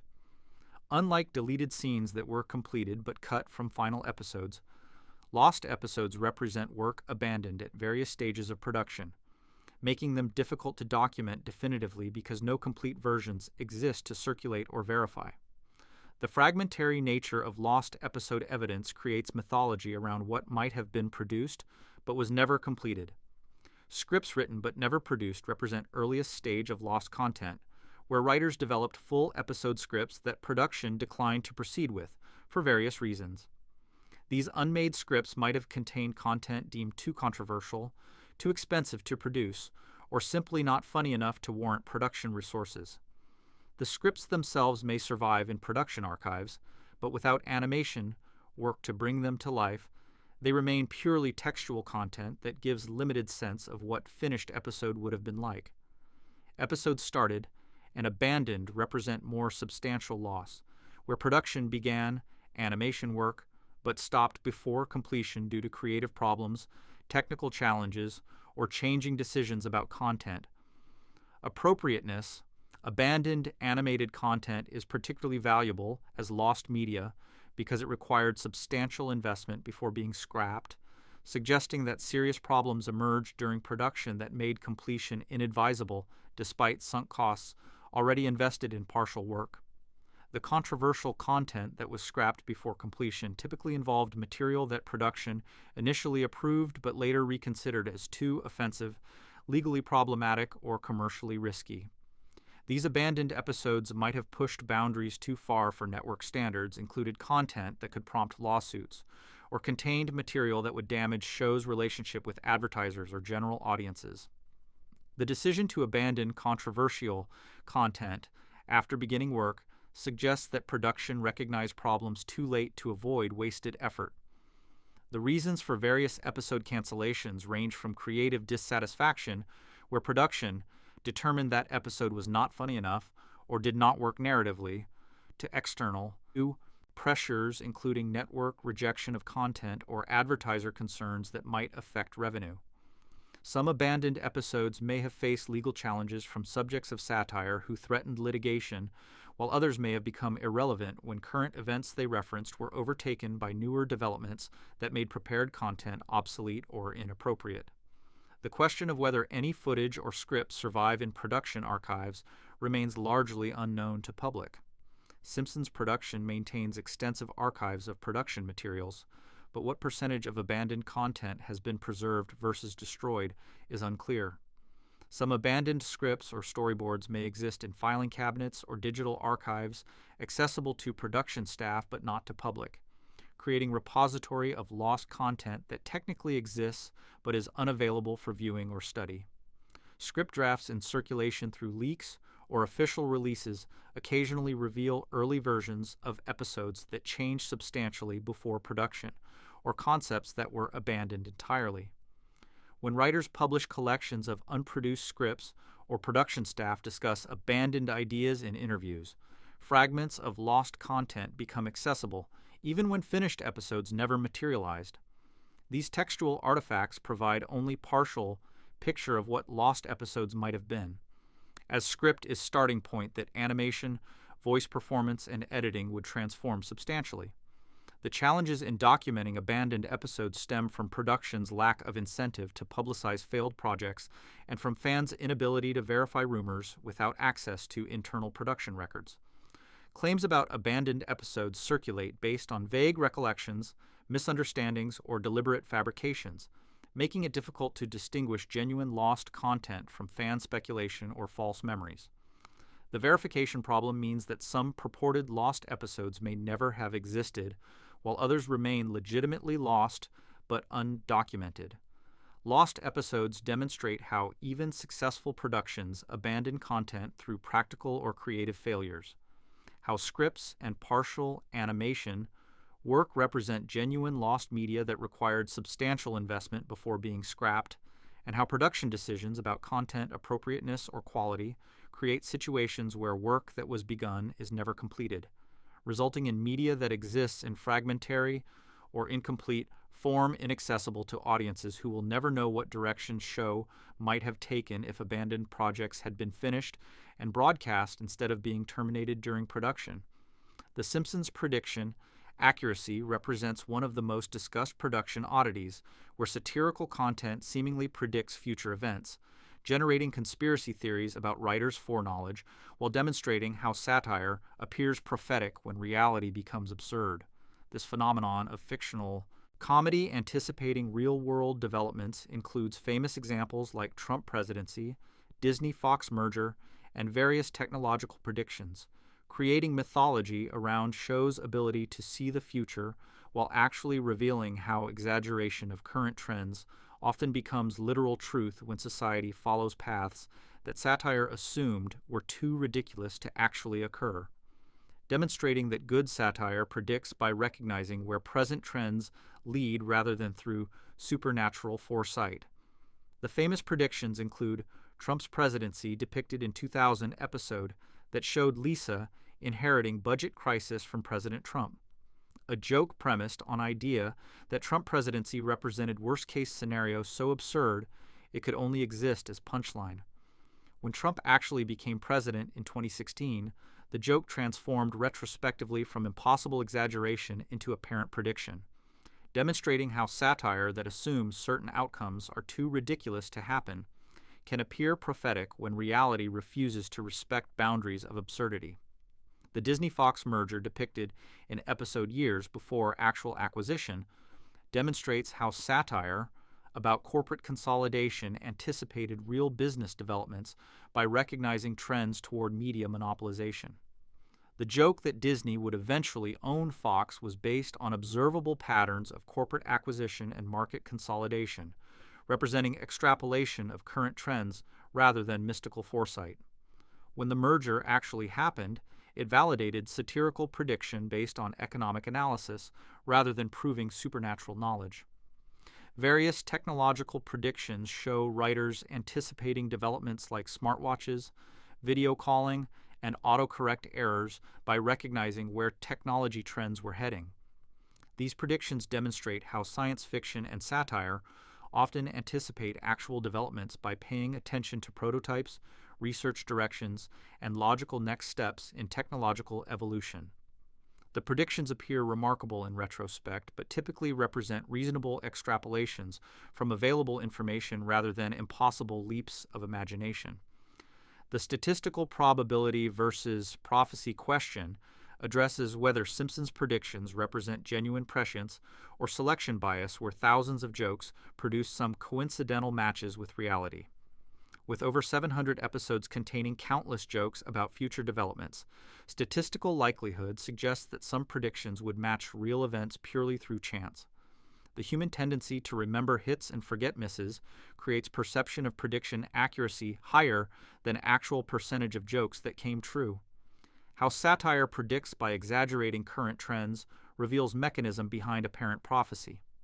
Good satirists recognize where society is heading by observing present absurdities and extending them to logical conclusions, creating comedy through exaggeration that becomes literal truth when reality catches up to satire.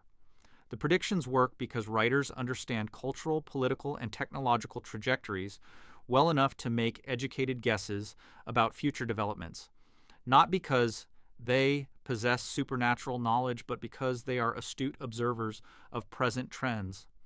The conspiracy theories about writers' foreknowledge range from playful speculation to genuine belief that show creators have insider information about future events from government sources, time travelers, or other implausible origins. These theories reveal human tendency to seek patterns and assume causation where coincidence exists, preferring explanation, involving secret knowledge over acknowledgement that satire sometimes anticipates reality through skilled observation and reasonable extrapolation rather than mystical powers. The failed predictions that are rarely mentioned demonstrate selection bias in prediction accuracy discussions.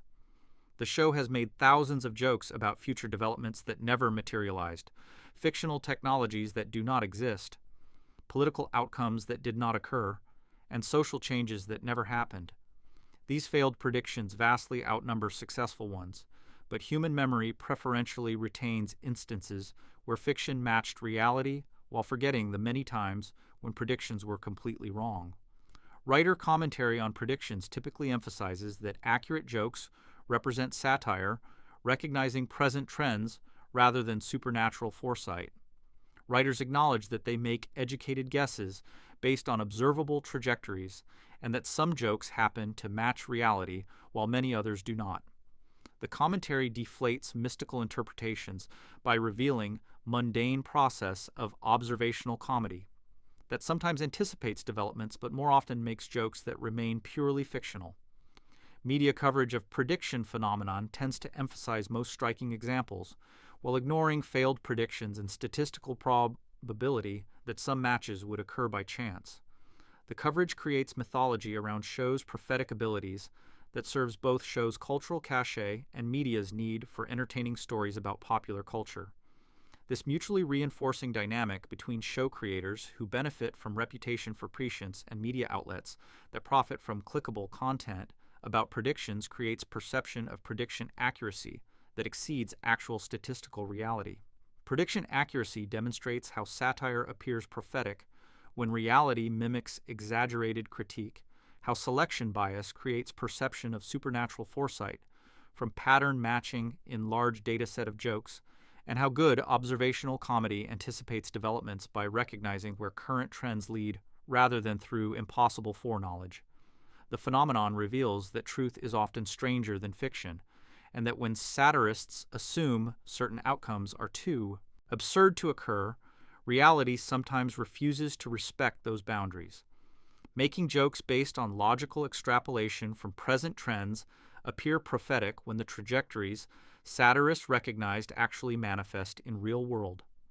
Phantom Simpsons episodes represent documentation, errors, false memories, and fan-created myths where viewers insist they saw content that never existed, demonstrating how collective misremembering creates false media history, and how lost media sometimes exists only in imagination. These non-existent episodes that fans claim to remember watching include specific plots, jokes, or scenes that have no corresponding production records, creating situations where multiple people share memories of content that was never created, revealing how human memory constructs false narratives that feel authentic, and how media mythology develops through combination of misremembering, confabulation, and desire to believe in rare or hidden content that grants special knowledge to those who claim to have experienced it. The specific Phantom episodes claimed by fans typically involve scenarios that sound plausible, enough to seem like they could be real Simpsons episodes but for which no evidence exists in production records or broadcast history. These false memories might include plots that combine elements from actual episodes in ways that create false composite memories, scenarios that viewers expected show to produce based on logical extrapolation from existing content, or complete fabrications that multiple people independently believe they experienced due to shared cultural knowledge that makes certain narrative possibilities seem likely. The most common false memories involve episodes that fans believe address specific topics or events that show never actually covered, alternate endings to existing episodes that fans remember differently than broadcast versions, or specific jokes and scenes that never appeared in any episode but that multiple viewers insist they witnessed. These shared false memories demonstrate how collective misremembering operates, with multiple people generating similar false narratives based on shared expectations about what Simpsons content should include. The Mandela effect examples in Simpsons fandom include widespread misremembering of specific lines, character appearances, or plot points that differ from actual broadcast content in systematic ways. The Mandela effect refers to phenomenon where large groups of people share identical false memories, suggesting that human memory is constructive rather than purely reproductive, and that social and cultural factors influence what people believe they remember experiencing. Simpsons. Mandela effects reveal how popular culture gets reconstructed in memory, according to expectations and cultural scripts, rather than precise recollection of actual content. The reasons people believe they saw non-existent episodes include memory construction, where brain fills gaps with plausible content based on expectations, suggestion from others' false memories that create social reinforcement for incorrect recollections, and desire to have experienced rare or lost content that grants social status within fan communities. The psychological mechanisms that create false memories are well documented in research showing that memory is not a recording device but rather reconstruction process that can generate authentic feeling memories of events that never occurred. Fan theories about missing content proliferate based on gaps in episode numbering, rumors about censored material, or speculation about what show might have produced during specific time periods. These theories sometimes take on lives of their own, with fans creating elaborate narratives about lost episodes that build on fragments of actual information combined with speculation and wishful thinking. The theories serve social functions within fan communities by providing topics for discussion and investigation even when subject matter is entirely fictional. The debunking process for phantom episodes involves checking production records, consulting episode databases, and verifying that no evidence exists for claimed content. However, debunking often fails to change believers' minds because memory feels authentic regardless of whether recollection corresponds to reality. People who genuinely believe they watch specific episodes resist correction because their false memories carry same phenomenological characteristics as real memories, making it subjectively impossible to distinguish memory of actual experience from false recollection. Psychological research on false media memories demonstrates that people can be induced to remember watching television content that never existed through suggestion, imagination exercises, and social reinforcement. Studies showing how easily false memories form reveal that phantom episode phenomenon represents normal memory functioning rather than dishonesty or mental illness, demonstrating that memory is unreliable even for people with no motivation to fabricate experiences, and that collective false memories emerge through social processes that make certain narratives feel true even when they lack factual basis. Phantom episodes demonstrate how false memories create media mythology around non-existent content, how collective misremembering operates through social reinforcement and shared expectations, and how lost media sometimes exists purely in imagination rather than having been created and subsequently lost. The phenomenon reveals that human memory constructs narratives rather than accurately recording experiences, that shared false memories can feel as authentic as real recollections, and that media fandom sometimes invests in phantom content because belief in hidden or rare material provides social capital and creates sense of special knowledge that distinguishes believers from casual fans who have not experienced the non-existent content that memory has constructed from expectations, suggestions, and desire for media mythology that transcends documented production history. The deep waters of production oddities reveal lost media, prophetic satire, and false memories that create production mythology. Lost episodes demonstrate abandonment of content during various production stages, creating genuine lost media that required substantial investment before being scrapped. Prediction accuracy shows satire appearing prophetic when reality becomes absurd, enough to match exaggerated critique, revealing how observational comedy anticipates developments through recognizing current trajectories. Phantom episodes reveal false memories, creating non-existent lost media through collective misremembering and constructed narratives that feel authentic despite lacking factual basis. These represent the deepest production mysteries where documentation gaps, satirical accuracy through observation, and memory construction create mythology around content that may never have existed, demonstrating how lost media includes both abandoned production work and phantom content that exists only in collective false memory, how satire predicts through skilled observation rather than supernatural knowledge, and how human memory creates false narratives that feel as authentic as actual experiences. Moving on to final stage, the abyss. Behind-the-scenes dysfunction at The Simpsons represents the darkest production reality where alleged toxic workplace conditions, staff exploitation, and institutional problems created human cost behind successful entertainment, demonstrating how cultural products emerge from systems that harm their creators. These document and rumored workplace issues include complaints about overwork, hierarchical power structures that enabled abuse, and institutional resistance to addressing problems, revealing that the show's success came at price paid by production staff who faced conditions that ranged from demanding to allegedly exploitative, showing that entertainment industry dysfunction creates successful products through extraction of labor under conditions that prioritize output over worker well-being. The documented workplace complaints include accounts from former writers and production staff about long hours, high-pressure environment, and hierarchical structure that concentrated power in showrunner and senior staff while leaving junior employees vulnerable to mistreatment.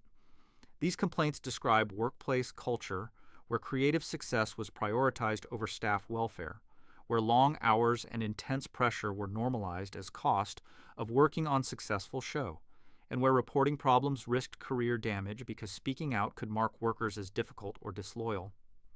Staff turnover and departures provide evidence of workplace problems through pattern of writers and production staff leaving after relatively short tenures despite prestige of working on cultural institution. High turnover suggests that working conditions were difficult enough to drive away talented people, even though Simpson's credit carries substantial career value. The departures include both voluntary exits, where staff chose to leave stressful environment and situations where staff were fired or pushed out through hostile work conditions. The power dynamics and exploitation claims center on hierarchical structure, where showrunners and senior staff held enormous power over junior employees' careers, creating situations where workers faced pressure to accept difficult conditions or risk being fired and potentially blacklisted. The concentration of power in small group at top of hierarchy meant that few checks existed on how that power was exercised, an institutional culture that prioritized show's success over individual welfare created environment where exploitation could occur without effective oversight or consequences. The question of whether conditions improved over show's long run remains subject of debate, with some evidence suggesting that increased scrutiny of workplace issues in entertainment industry led to some reforms, while other accounts suggest that fundamental power imbalances and production pressures continued creating difficult working conditions. The show's longevity means that workplace culture evolved through multiple eras with different leadership, making it difficult to generalize about conditions across entire production history. The relationship between dysfunction and content quality raises uncomfortable questions about whether successful creative work requires exploitative conditions or whether better workplace culture might produce equally good or better content. The conventional wisdom that great art requires suffering contains elements of romanticization that obscure how exploitation actually functions, as overwork and poor treatment create stress and health problems rather than enhancing creativity. The better argument suggests that talented people produce good work despite poor conditions rather than because of them. Media coverage of workplace problems has been limited compared to similar issues at other high-profile productions, possibly because Simpsons' long success and cultural importance makes media reluctant to report critically about beloved institution. The limited coverage means that extent and specifics of workplace dysfunction remain largely unknown to general public, with most information coming from occasional interviews or social media posts by former employees rather than comprehensive investigative reporting. Current workplace status involves production that continues under same basic structure that has existed for decades, suggesting that fundamental issues may persist even if specific abusive individuals have departed or reformed their behavior. The institutional nature of production system means that problems built into structure require systematic reform rather than individual. Behavior changes and such reforms require power holders to voluntarily reduce their own authority and implement oversight mechanisms that might limit their creative control. The broader implications extend to entertainment industry more generally, where Simpsons production represents one example of systemic problems affecting many productions. The concentration of power in showrunners and producers, the normalization of overwork, the lack of effective oversight or accountability, and the way workers' love for creative work gets weaponized to extract unreasonable labor all represent industry-wide patterns rather than problems unique to one show. The successful products that emerge from these systems carry hidden costs paid by workers whose exploitation remains invisible to audiences who consume entertainment without considering production conditions. Production dysfunction demonstrates how entertainment emerges from systems that may harm creators through exploitation of labor, concentration of power, and prioritization of output over worker welfare. The documented complaints and high turnover suggest that working conditions range from demanding to potentially exploitative, revealing that creative success sometimes comes at human cost that remains invisible to audiences who experience only finished product. The institutional nature of problems means that reform requires systematic changes rather than individual behavior modifications, as power structures and production pressures create environments where exploitation can flourish without effective oversight or consequences for those who abuse positions of authority. The bootleg Simpsons episode market represents the deepest level of lost and altered media, where unofficial distribution created modified versions, censored editions, and fan edits that spread through underground channels, demonstrating how unofficial modifications create alternate canons and how lost media circulates outside official control. This underground economy of unauthorized Simpsons content includes episodes recorded from television and redistributed with commercials removed or content altered, international bootlegs with unofficial dubs or subtitles, and fan-created edits that combine or modify content in ways never approved by production, revealing that parallel media ecosystem exists outside official distribution channels where content circulates in versions that differ from sanctioned releases, creating alternate experiences of familiar material that audiences access when official sources are unavailable or when they prefer modified versions to legitimate releases. The bootleg market scope extended globally during DVD era before streaming made official content widely accessible, with unauthorized copies filling gaps where official distribution was unavailable or prohibitively expensive. The market served populations in regions without access to legal Simpsons content, collectors seeking rare episodes or international versions, and consumers who preferred bootleg prices to official release costs. This unofficial distribution created substantial economy around unauthorized copies that competed with official releases despite legal and quality disadvantages. The types of modifications made to bootleg versions range from technical changes, like format conversion and quality adjustment, to content alterations, including censorship, additions or removals, language modifications, and structural reorganization. Some bootlegs were simple copies of broadcast content with minimal changes, while others represented substantial reworking that created significantly different viewing experiences. The modifications served various purposes, including technical compatibility, cultural localization, censorship compliance, or creative reinterpretation. The censored versions created for various markets represent substantial content alteration, where bootleggers modified episodes to meet local cultural standards or legal requirements, creating versions that removed violence, sexual content, religious material, or political satire that could make content controversial or illegal in destination markets. These bootleg censored versions sometimes preceded official localized releases or filled markets where official releases never arrived, creating situations where audiences' only access to content came through unofficial censorship that shaped their understanding of show. Fan edits and recuts demonstrate creative reinterpretation where viewers modify content to create alternate versions that serve personal preferences or creative visions.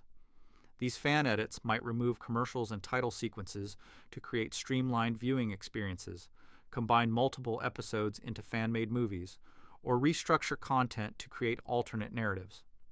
The fan editing represents audience desire to control and personalize media consumption, taking active role in shaping content rather than passively accepting official presentations. The distribution methods evolved from physical media trading through mail and in-person exchanges to internet distribution through file-sharing networks, torrent sites, and streaming platforms that host unauthorized content. The digital distribution dramatically increased bootleg accessibility and reduced distribution costs, allowing unauthorized versions to spread globally without physical production or shipping. The ease of digital copying and distribution made bootleg suppression increasingly difficult as copies could be replicated and redistributed faster than rights holders could remove them. The differences between bootleg and official versions range from negligible for simple copies to substantial for heavily modified editions, with some bootlegs bearing minimal resemblance to official releases after extensive censorship, translation modifications, or fan editing. The variation means that bootleg label encompasses both relatively faithful unauthorized copies and substantially altered versions that represent different interpretations of source material, creating spectrum from piracy that attempts to replicate official product to transformative works that use official content as raw material for new creations. The question of whether some versions exist only as bootlegs applies to content that was broadcast but never officially released, episodes that were censored or removed from official distribution, and fan-created combinations or edits that never existed officially. These bootleg-exclusive versions represent content that audiences can only access through unofficial channels, creating situations where preservation and distribution of certain material depends entirely on bootleg ecosystem that operates outside official control. Legal crackdowns and enforcement efforts against bootleg distribution have been inconsistent and largely ineffective in eliminating unauthorized copies from circulation. Rights holders issue takedown notices, pursue legal action against major distributors, and implement technical protections against copying. But the scale and distributed nature of bootleg networks makes comprehensive enforcement impossible. Each suppressed distribution channel gets replaced by new ones, and improvements in official access through streaming reduce but do not eliminate bootleg demand from audiences who prefer modified versions or who lack official access due to geographic restrictions or financial constraints. The current bootleg availability remains substantial despite official content being more accessible than ever through legitimate streaming services. Bootlegs continue circulating because they offer content unavailable through official channels, including removed episodes, international versions, and fan modifications, because some users prefer owning local copies to depending on streaming services that may remove content or change availability, and because official distribution often excludes certain regions where audiences still depend on bootlegs for any access to content. The persistence of bootleg market demonstrates limits of official distribution in serving all audience needs and preferences. Bootleg episodes demonstrate how unofficial distribution creates alternate versions outside official control, how censorship, modification, and fan editing produce variants that differ substantially from sanctioned releases, and how underground economy preserves and distributes content, including material that official channels refuse to distribute, or that exists only in modified forms created by audiences who actively reshape media rather than passively consuming official presentations. The bootleg ecosystem represents parallel distribution system that operates according to different rules than official channels, serving audiences and needs that legitimate distribution ignores, creating alternate canons that exist outside official control, and ensuring that even removed or modified content remains accessible to determined viewers who prefer unofficial access to no access at all. The Abyss Summary. The Abyss level reveals the darkest production realities and deepest lost media mysteries through examination of workplace exploitation and unauthorized distribution. Production dysfunction exposes alleged toxic workplace conditions where staff exploitation and institutional problems created human cost behind successful entertainment, demonstrating that creative products sometimes emerge from systems that harm creators through overwork, power concentration, and prioritization of output over welfare.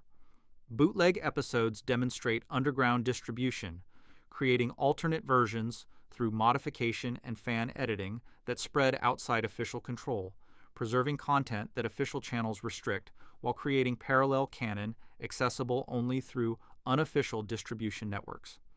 These represent the deepest level where institutional problems and unofficial modifications create genuine lost media through workplace conditions that remain largely hidden from audiences and unauthorized versions that circulate outside sanctioned channels, revealing human costs behind cultural products and demonstrating how audiences sometimes preserve and modify media outside official control when institutions fail to serve their needs or when they prefer altered versions to official releases.